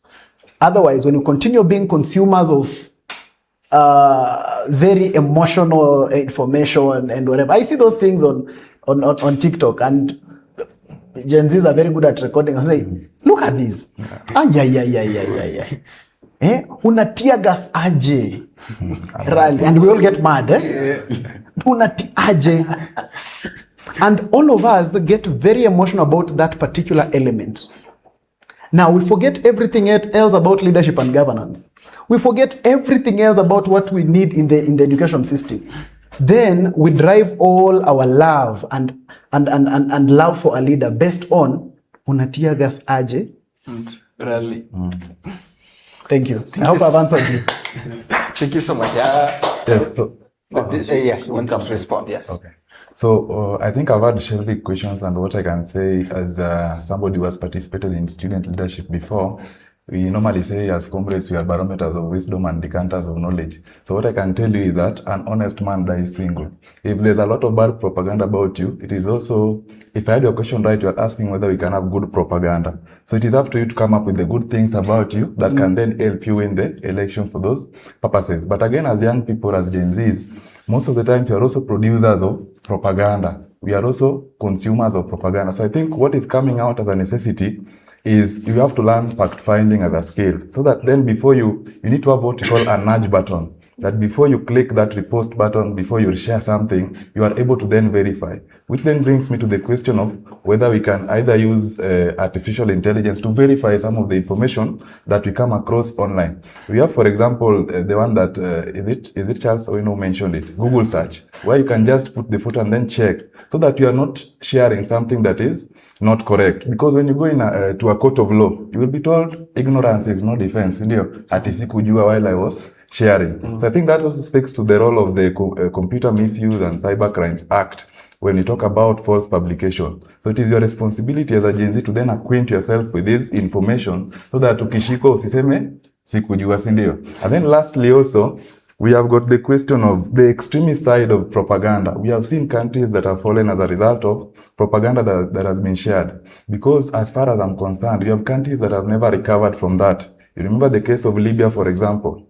There was a lot of information that whipped in, emotions that time. But to date, the country has never recovered. So as young people, much as normally, most of the times we like holding leaders accountable, the best way is to hold ourselves accountable. That accountability should start with us. So that if I find you sharing something which is not factual, then you are to blame. you know, and you are culpable to be even charged in a court of law, sindio?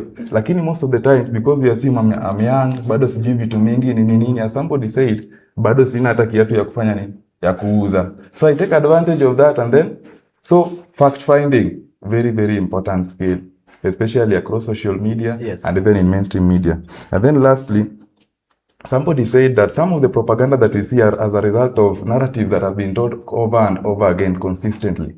Which brings me to one of the writers, Chimamanda, who says that stories matter.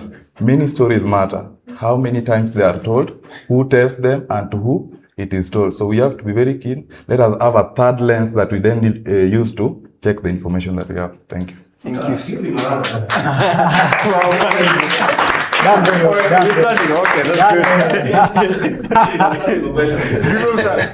my brother. Give me a round of applause.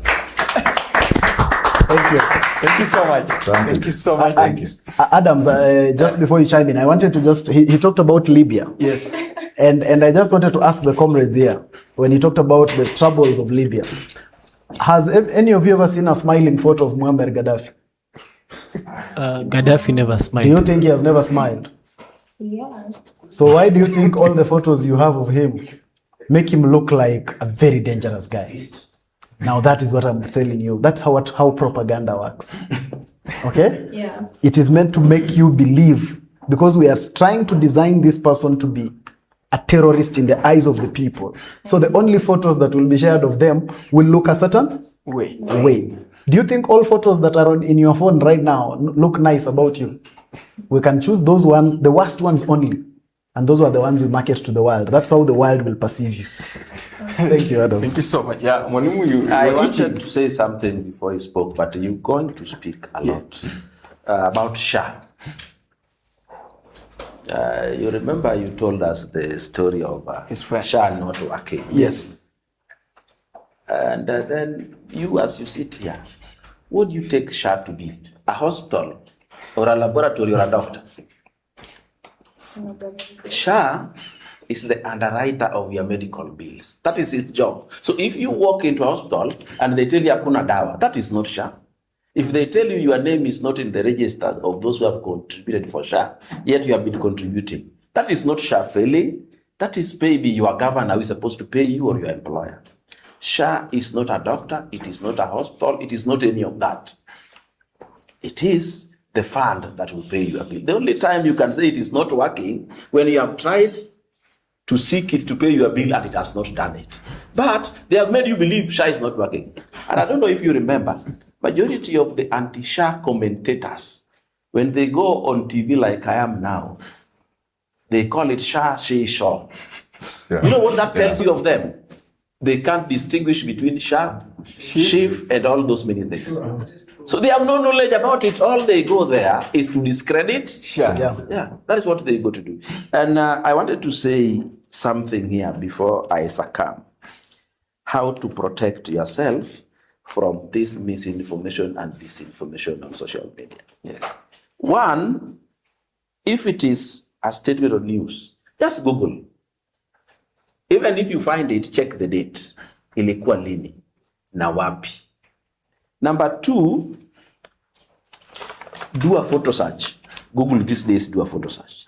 If they have put a photo there of already doing 1, 2, 3, most likely you're also going to find that photo online. It could be something I did 10 years ago. They have brought it now.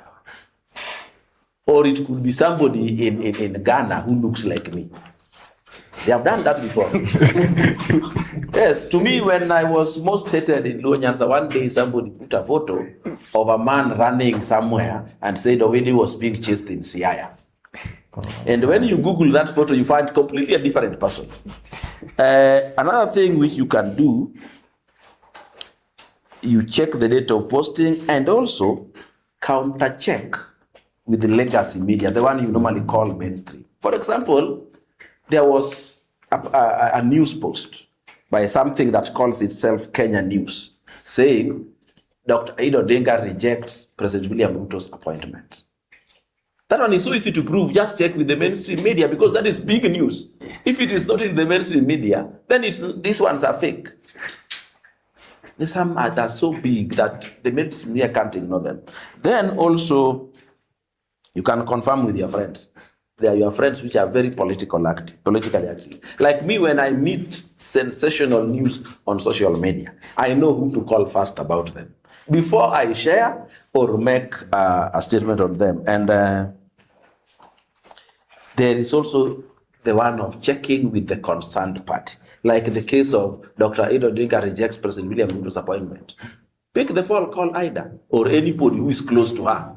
They will tell you, no, hajasema hivyo. Or just check where the subject is. Yes. There was a time we were being told that a politician was heckled at a rally in Kisumu. But when we checked, we found the politician was outside the country. So those are some of the things that you need to do to ensure you are safe with the fake news, misinformation, and disinformation. Yes. Thank you so much. And I think we want to take another round of questions, if you don't mind, our guests. Any? Okay. Mwalimu, Honorable here. Or statement. Yes. Please pass over. Thank you very much, our panelists. And what I've gathered from the responses is that propaganda is like alcohol. You consume it, you feel nice, and you think you have run away from your problems, only to wake up and find more. So I think my lady here said, isn't it nice to use propaganda to win things if you want them? Yes, but they will catch up with you eventually. But the question I want to ask is that our brains seem to work very well and easily with propaganda, more than the hard, heavy lifting work of finding the truth. How can we train our minds to be able to do the heavy lifting of finding the truth before we fall for the propaganda? I think that is for Mundalo. Okay. And last but not least, I've heard Mwalimu say that we need to fact check this using AI and Google search. I've tried to fact check whether man has ever been to moon, and all this AI and search engines tell me yes. But I know for a fact no man has ever been to the moon. Where do I get the truth? That one, I'm the one who will answer it. Yes. Or somebody wants to answer you there. No, you just ask yours. You nitajibu baadaye. Yes. Yeah, use the mic, please. Thank you. Now, our chairperson, group chairperson, Onage comrades, this is a question that should be going to you. I think because as the youth, we are getting misled. Truth be told, tunapata information that is not true. Speaking from someone who has known the government with the projects, it is not everything that is being told or is being said to us that is true. My main problem is becoming how, as the Gen Zs, we analyze this information, because it happens that there is an information outside there which is totally a propaganda, but it is there to attack the audience. So how, again, do you recommend us as the young people to be more in articulations of our own reasoning, so that we also don't propel these informations that are not true? Because at the end of it all, it's affecting so many people. For example, you'll hear some rallies taking place, but siku hizi kuna AI, there is artificial intelligence, and it does a lot of things to confuse people. So maybe in terms of information transfer and landing to our youths at these particular regions across the country, so that we can avoid being misguided, we really need to think as an organization, how can we help leverage this information so that tunakuwa na accurate, because it is good to have an accurate information being propelled than having a propaganda that is misguiding the nation. And if we are all misguided, I think we're not going to have a nation at hand. Thank you. Okay, thank you. Any before I bring the mic back to the panelists. Any question? Any concern? All right, I think. Okay. You have one? Okay. Yeah. Okay, thank you. My comment is that in the today's system, everyone behaves like Joseph Goebbels because he was the minister of propaganda in the fall of Germany during the Second World War. We find that in the current people who are not within the government are trying to trade on propaganda to pull down the government. Like for instance, we find that just recently, last month, the former impeached deputy president was condoning on now the conduct of officers.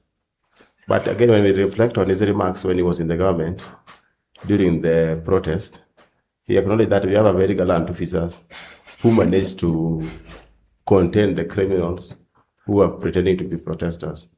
But when the same gallant officers were trying to now to control the goons he hired to cause havoc in the church, then now he was now profiling the officers of not doing their work.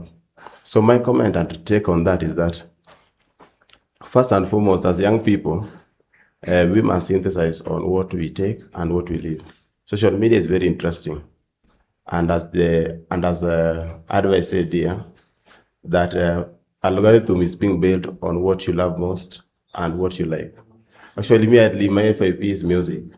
If you check on what I listen to most, it's music. Okay. But I write a lot, Okay. most on politics. So as young people here is that don't love what you hear, but love what you read and understand.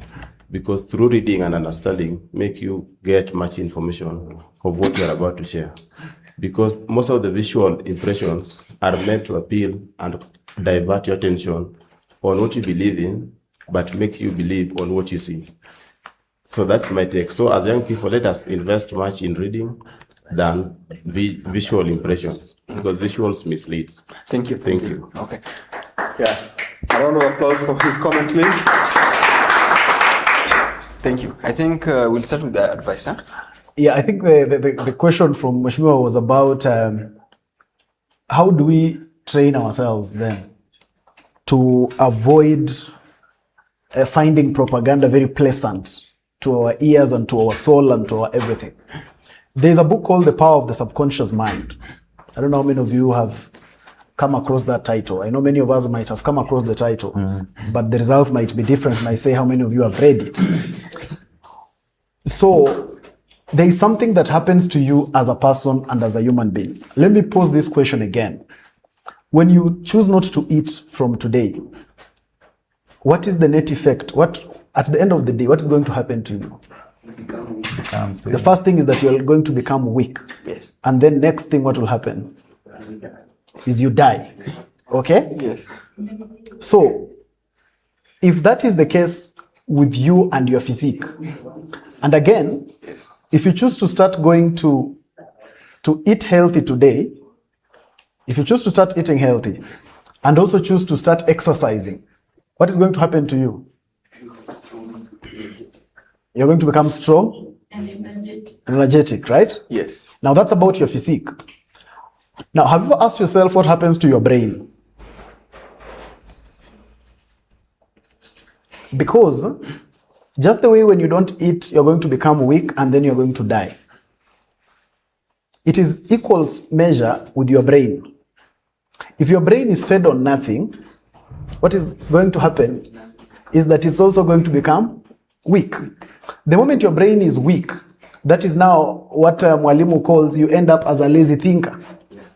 Now, the moment you become a lazy thinker, that's why you quickly consume anything. Okay? Yes. And you have to understand that there is a position that life accords all of us. First of all, when all of us do nothing about ourselves the moment we are born and we are just there, our brain is negative. Our brain is not at first positive, okay?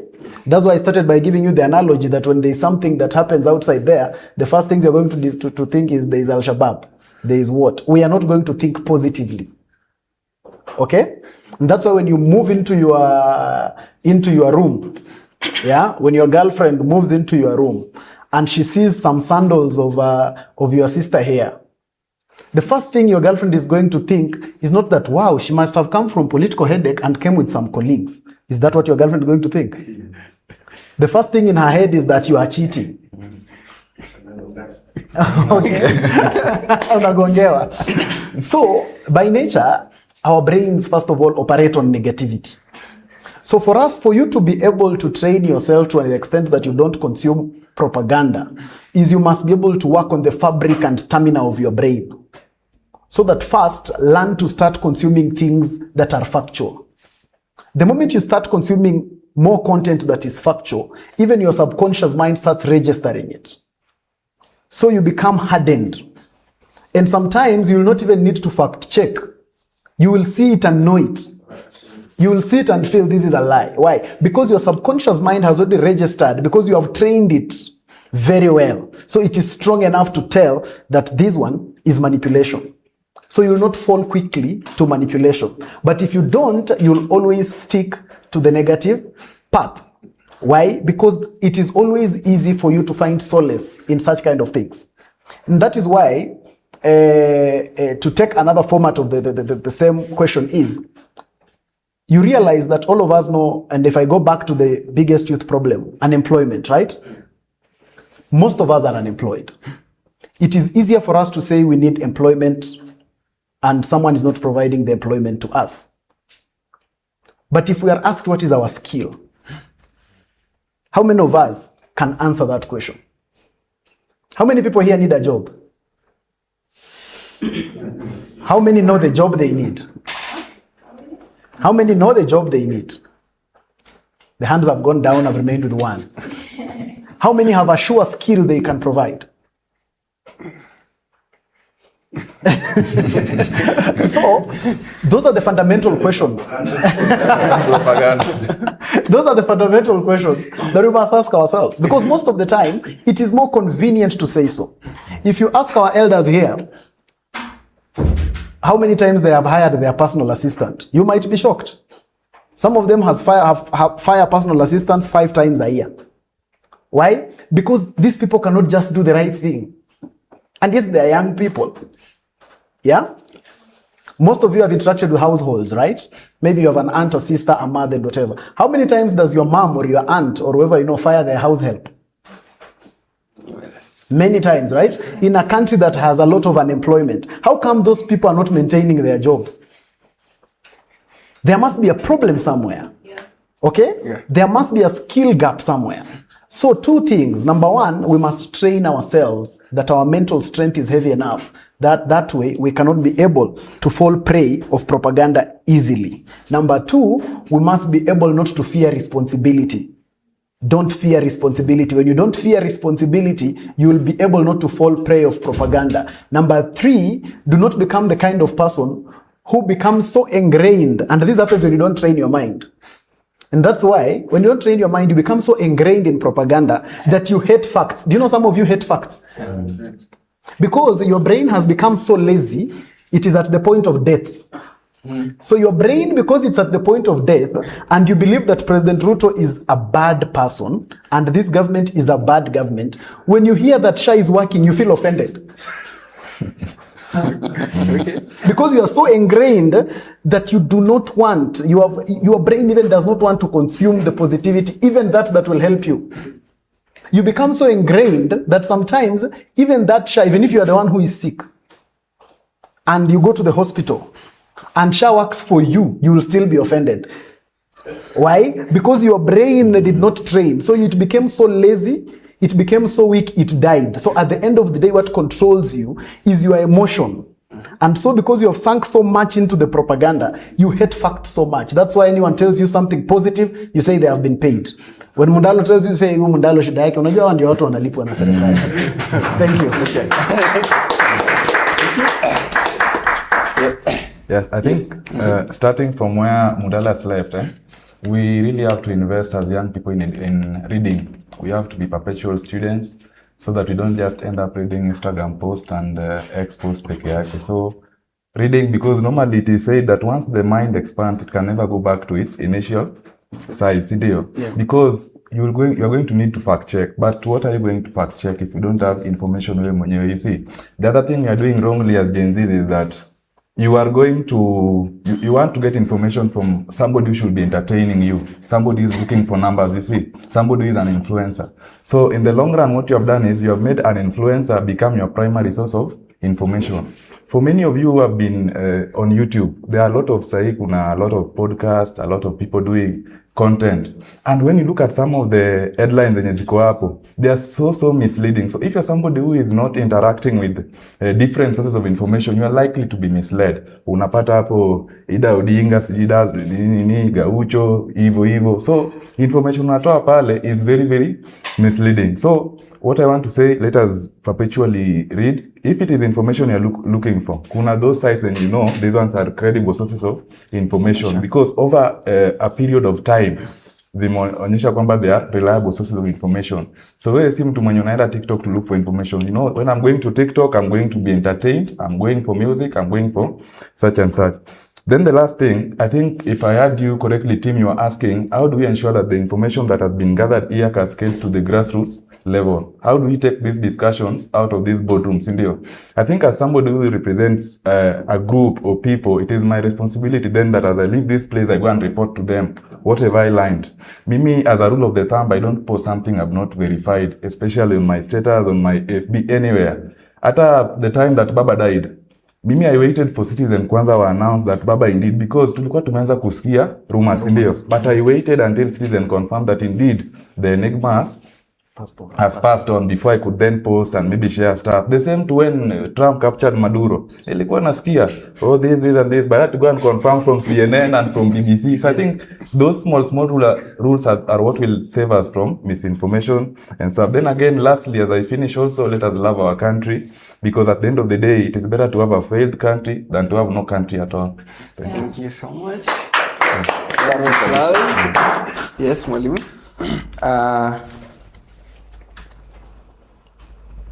There was this question of how do we protect ourselves from propaganda. He has already spoken it, but let me make it just direct. Yeah. Let every new information be a suspect. To him, every new information is a suspect. Raila amekufa, suspect.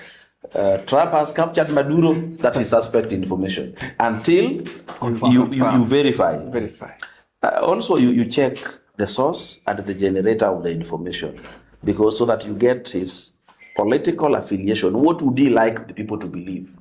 If you find the news coming from him is also what you would like people to believe, that is a serious suspect.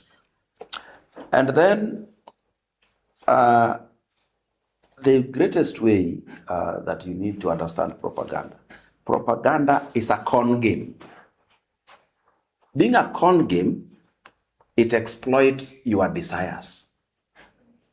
If you are a 29-year lady who desires a husband, they can use that to con you, because they know your period of falling in love is shorter. Wakikuingiza box, they can con you. There was a Nigerian in this country who had a church. In that church, there was a day for single women who are looking for husbands. And that day you give 1,000. But the following weekend, before he prays for you for the husband, somebody who got one from previous prayers testifies. But you see, he knows that many of you are not statistically literate. Statistically means if you have 1,000 women in a room, the probability that one or two will get a new relationship leading to marriage is 102%. It's obvious. So you will not miss one person to come and testify that, you see, after last weekend's prayer, somebody this called me, and then this happened, and now we are dating. And then they say, Cooper, this thing works. It works even without prayer. That is what I wanted to say. So people tend to use your desire. If you are a livestock seller, a con man will present to you an animal that is so cheap to buy. And because your desire is to get cheap animals to go and resell, that is what he will use to con you of your hard-earned money. So propaganda is a con game. It exploits your desires to get something. It exploits that. And then there is something I wanted to say. It is not very directly, but it is a case of propaganda. Let's see this. We have a road here called the Expressway. Yeah? Yeah. It was built under the public-private partnership, and we pay to use it. There is another road here that is underway using the public-private partnership called Rironi to Mount Summit Road, and it will go beyond. And we'll also pay to use it. But now there are people saying we cannot pay for that road. We shouldn't build that road. It is not a priority. Don't you see some propaganda in there? This one they said nothing about. A lot. and they also say there is another one. It's called the Kenol Marua Road. You know Kenol Marua Road? Yes. Kenol was supposed, that road was supposed to leave Kenol as a dual carriageway, the first long distance dual carriageway in Kenya. Then when it reaches Marua, it's supposed to go straight to Nanyuki originally. When President William Ruto came, he decided that that road must pass through Nyeri because that's a major town there. But the original person who was presiding over it did not want it to pass through Nyeri, he wanted to take it to Nanyuki because he has interest in Nanyuki. That the road would rather go to Nanyuki than Nyeri. Now that information, you will use it in future, not now. Then, something I wanted to say before I leave here, because I don't know whether I will talk again. There is a danger in having a very young person as a president. Power is addictive. If you make this guy the president of Kenya today, he's a very good guy, I've listened to him, means well. But power will change him slowly by slowly, the same way it changed Museveni and everybody else. Until he begins to think he was a cut above the rest. He's too special. He should remain in power forever. So the next thing, he will try to change the constitution. And then he will try to change the laws in such a way that it gives him more power. He's becoming addicted to power. The same way when you start drinking alcohol, you take a glass every evening, then you take 2, then you take 3, then you take a whole bottle. Then you're getting addicted to the drink. Similarly, you get addicted to power. You keep on wanting more and more. But if you find a very tough constitutional system like the one in Kenya, where to change some of those things, you do not just need parliamentarians where you'll buy, you'll need the people to go to a referendum. Then you find when you have walked out of power, you still want to use the resources you probably stole when you are in power to control the new government that has come in. Now, that is the example of Kenya today. When President Moi left office, we never saw him in public again trying to influence anything. When Kibaki left, we never saw him again in public trying to influence anything. But when Uhuru left at just 60-something, we can't rest. So that is the problem you are having. So we have to be very careful.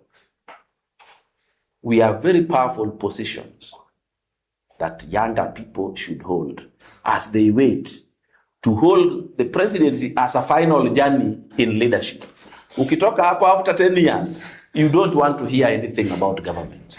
Then we'll be having a very peaceful country because a person who has become the president, number 1, is addicted to power. Number 2, he is very rich because you know how to operate in Kenya. So you may want to control even those who are coming. How do you control? There was a time in Uganda after Idi Amin was overthrown. And Idi Amin overthrew somebody to become the president. But after he was overthrown, Ugandans were now skeptical about military takeovers because Amin didn't treat them well. So the military in Uganda became very powerful. They were addicted to power because of their men. So they were taking power from a civilian president, then Obote, then giving it to anybody they like. If that person doesn't give them the power they want, they overthrow him again, Binaisa. Then they give it to Lule again. If that one doesn't do what they want, they overthrow him again, give it to Okello. Until Museveni came is when that cycle ended. Power is addictive. Thank you. Thank you so much. A round of applause.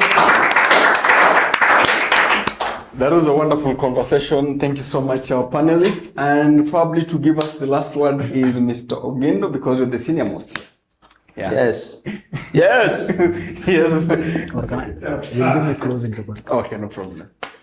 Thank you. I think the mic. Yeah. This is why I wanted somebody to be roaming with the mic. Mwalimu, Mundalo, and Tony, you squandered my question. You didn't respond to it. No, you ask it. We are still here. No, we can't leave any question unanswered. Even you, the audience. Yes. I asked the question, where do I verify my information? Because history has been rewritten and distorted. Today, if I go to any of the AIs and ask them, when was man in the moon? To the moon? They will tell me Apollo 11, 1969. And I know for a fact, no man has ever been to the moon. Mheshimiwa, hold it there. Okay, it looks like you are going to seek. You are trying to verify if man has ever been in the moon, but already you have already formed opinion that nobody went to the moon. Yes. I think I have another answer. Okay. Yes, because you see, some is it at denial stage? Yeah? Yes. You have a mic? Yes, I think I still have a mic. Mundalo, Yes. respond to him. Respond to him. You see, world information is largely anchored on propaganda. And that's why I said you must train your brain, and when it gets the stamina, there are things it will reject. For instance, what does your history book tell you about the first man to see Mount Kenya? And okay, do you really think that's true? Because there must have been people who lived around. But now the only reason you're able to do that is because you've trained your brain. Otherwise, at the point when you read it, you believed it and you wrote it as an answer. Because your brain was still so weak. Okay? So most of the world is run on a propaganda that has been well calculated and even put in textbooks, and it's called syllabus. So some of the reason why Mheshimiwa would be able to get such an answer and he stands a chance to being right is because he has expanded the bandwidth of his brain too much. And that's why... Can you repeat that? Because that's why when you expand the bandwidth of your brain beyond certain levels, there are things you'll obviously look at and you will know that this one here, this one is a lie. That's why we cannot base all fact on AI. Why? Because some of the things that have been done in this world haven't been incorporated in books and written, yet in truth, they are actually propaganda. That is why the biggest fact check mechanism you have is your mind. The more you stretch it, the better you are. I don't know if that's the moment I can also finish. The only reason why I can probably agree with you, people are supposed to have gone to the moon, but they only took one photo.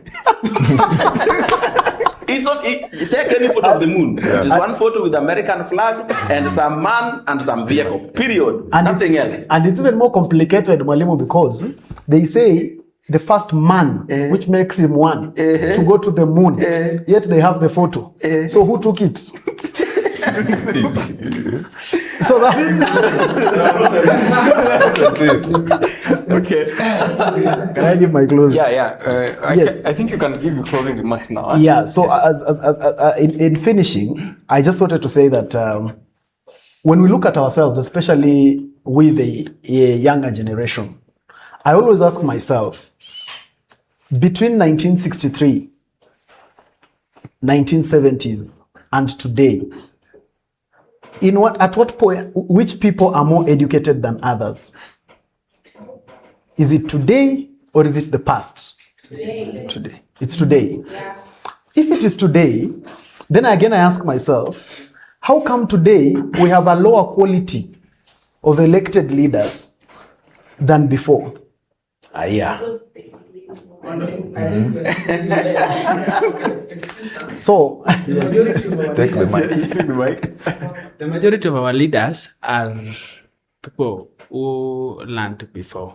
So that is the reason why. The majority of the one we are having today, if you speak about the presidents today, yes. The leaders that if we say that the majority, those who are learned today are less qualified, or maybe how you mentioned it, but I know it's our pioneering age. We are getting in to those positions.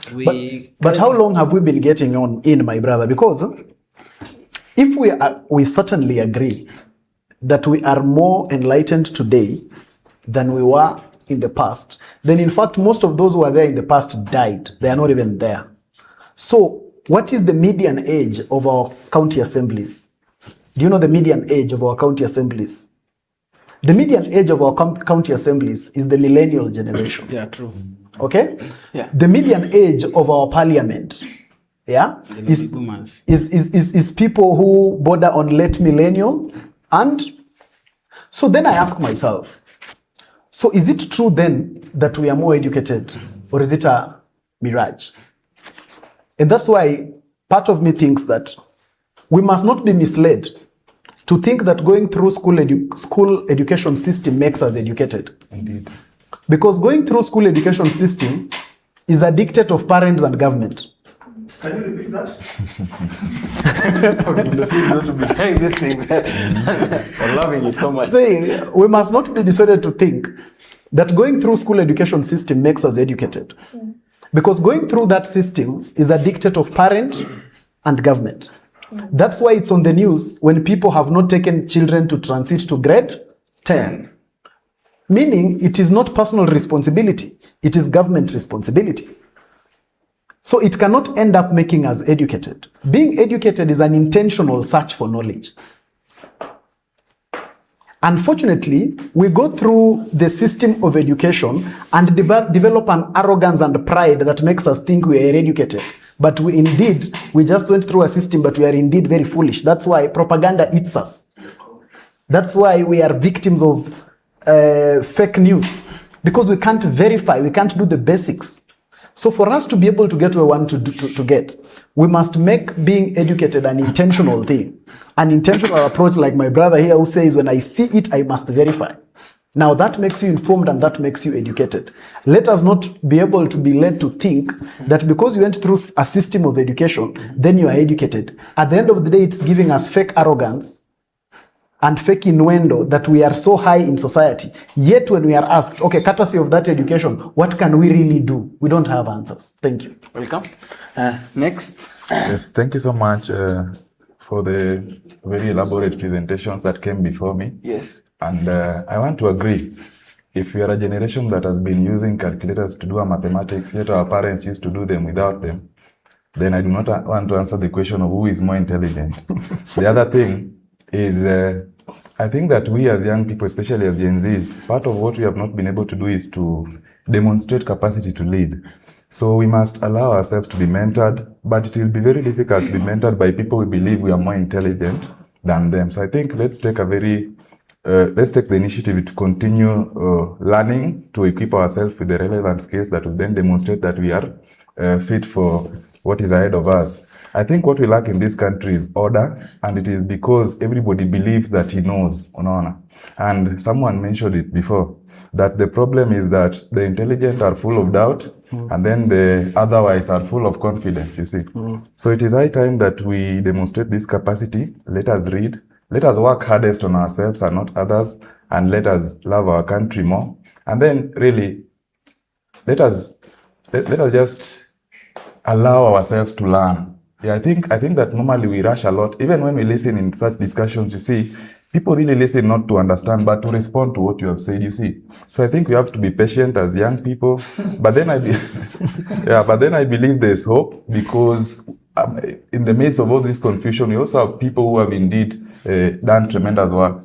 Yeah, so looking forward to the next discussion. I think this is very timely, and Mwalimu Oduor, together with the team, congratulations on this edition, and we'll be looking forward to the other editions as well. Thank you so much. Thank you. Lemu, let me have your last word.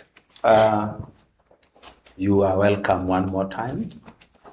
I had asked Emmanuel here to make a WhatsApp group for friends of Face-to-Face with Gen Z. I am not sure he has made the group because I'm not there. No, I can confirm to you here on air that I have made it. Why am I not in that group? Because you're a party. No, I must be there. I'm a friend of this group. Okay. So that from time to time, we can discuss. Even them, they can propose that this time, let's go and discuss this very topic, because this is what we want to know more about. We don't have to impose on you the topics that we will discuss. Meanwhile, you are welcome another day out here. I think there's a cup of tea there, I suspect. So you don't rush out before we interact out there. Thank you. Thank you. We have much more. Okay, that's enough. Okay, good evening once again, ladies and gentlemen. So we just give all of them a round of applause and standing ovation. Okay. And the prayer. If there's nobody Before we pray, Mwalimu, I want to say something. This production has been powered by Red Ring Media. And make sure that you subscribe to our YouTube channel, Red Ring Media, on our Facebook, Red Ring Media, and we grow together online, on our online spaces. Make sure that we have these conversations every time and again. And our wonderful team here, we have our cameraman, Mr. Duncan Oduor, just right there. We have Mr. Morris there, and Wycliffe Nyegol is there, and Mr. Harold is there. Very wonderful team. Thank you so much. And of course, Mr. Emmanuel Upemo here. We can have our final prayer. Who is the most religious person here? It's always better when it's ladies. God listens to them. All right. Yeah, I think you can do it. Okay? Yes. Keep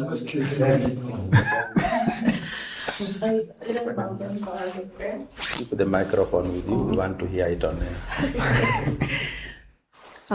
Thank you, God, for everything. Thank you for meeting us together here as people are going to disperse to their homes and their places of work. May you protect them and guide them. Thank you for each and everyone who was able to participate and everyone who was able to listen. And thank you for these leaders who have come to talk to us as Gen Zs. May you protect them and bless them. In Jesus' name I pray and I believe. Amen. Thank you very much. Thank you so much. Good job, my brother. Thank you. Kazi safi sana. Always a pleasure having you.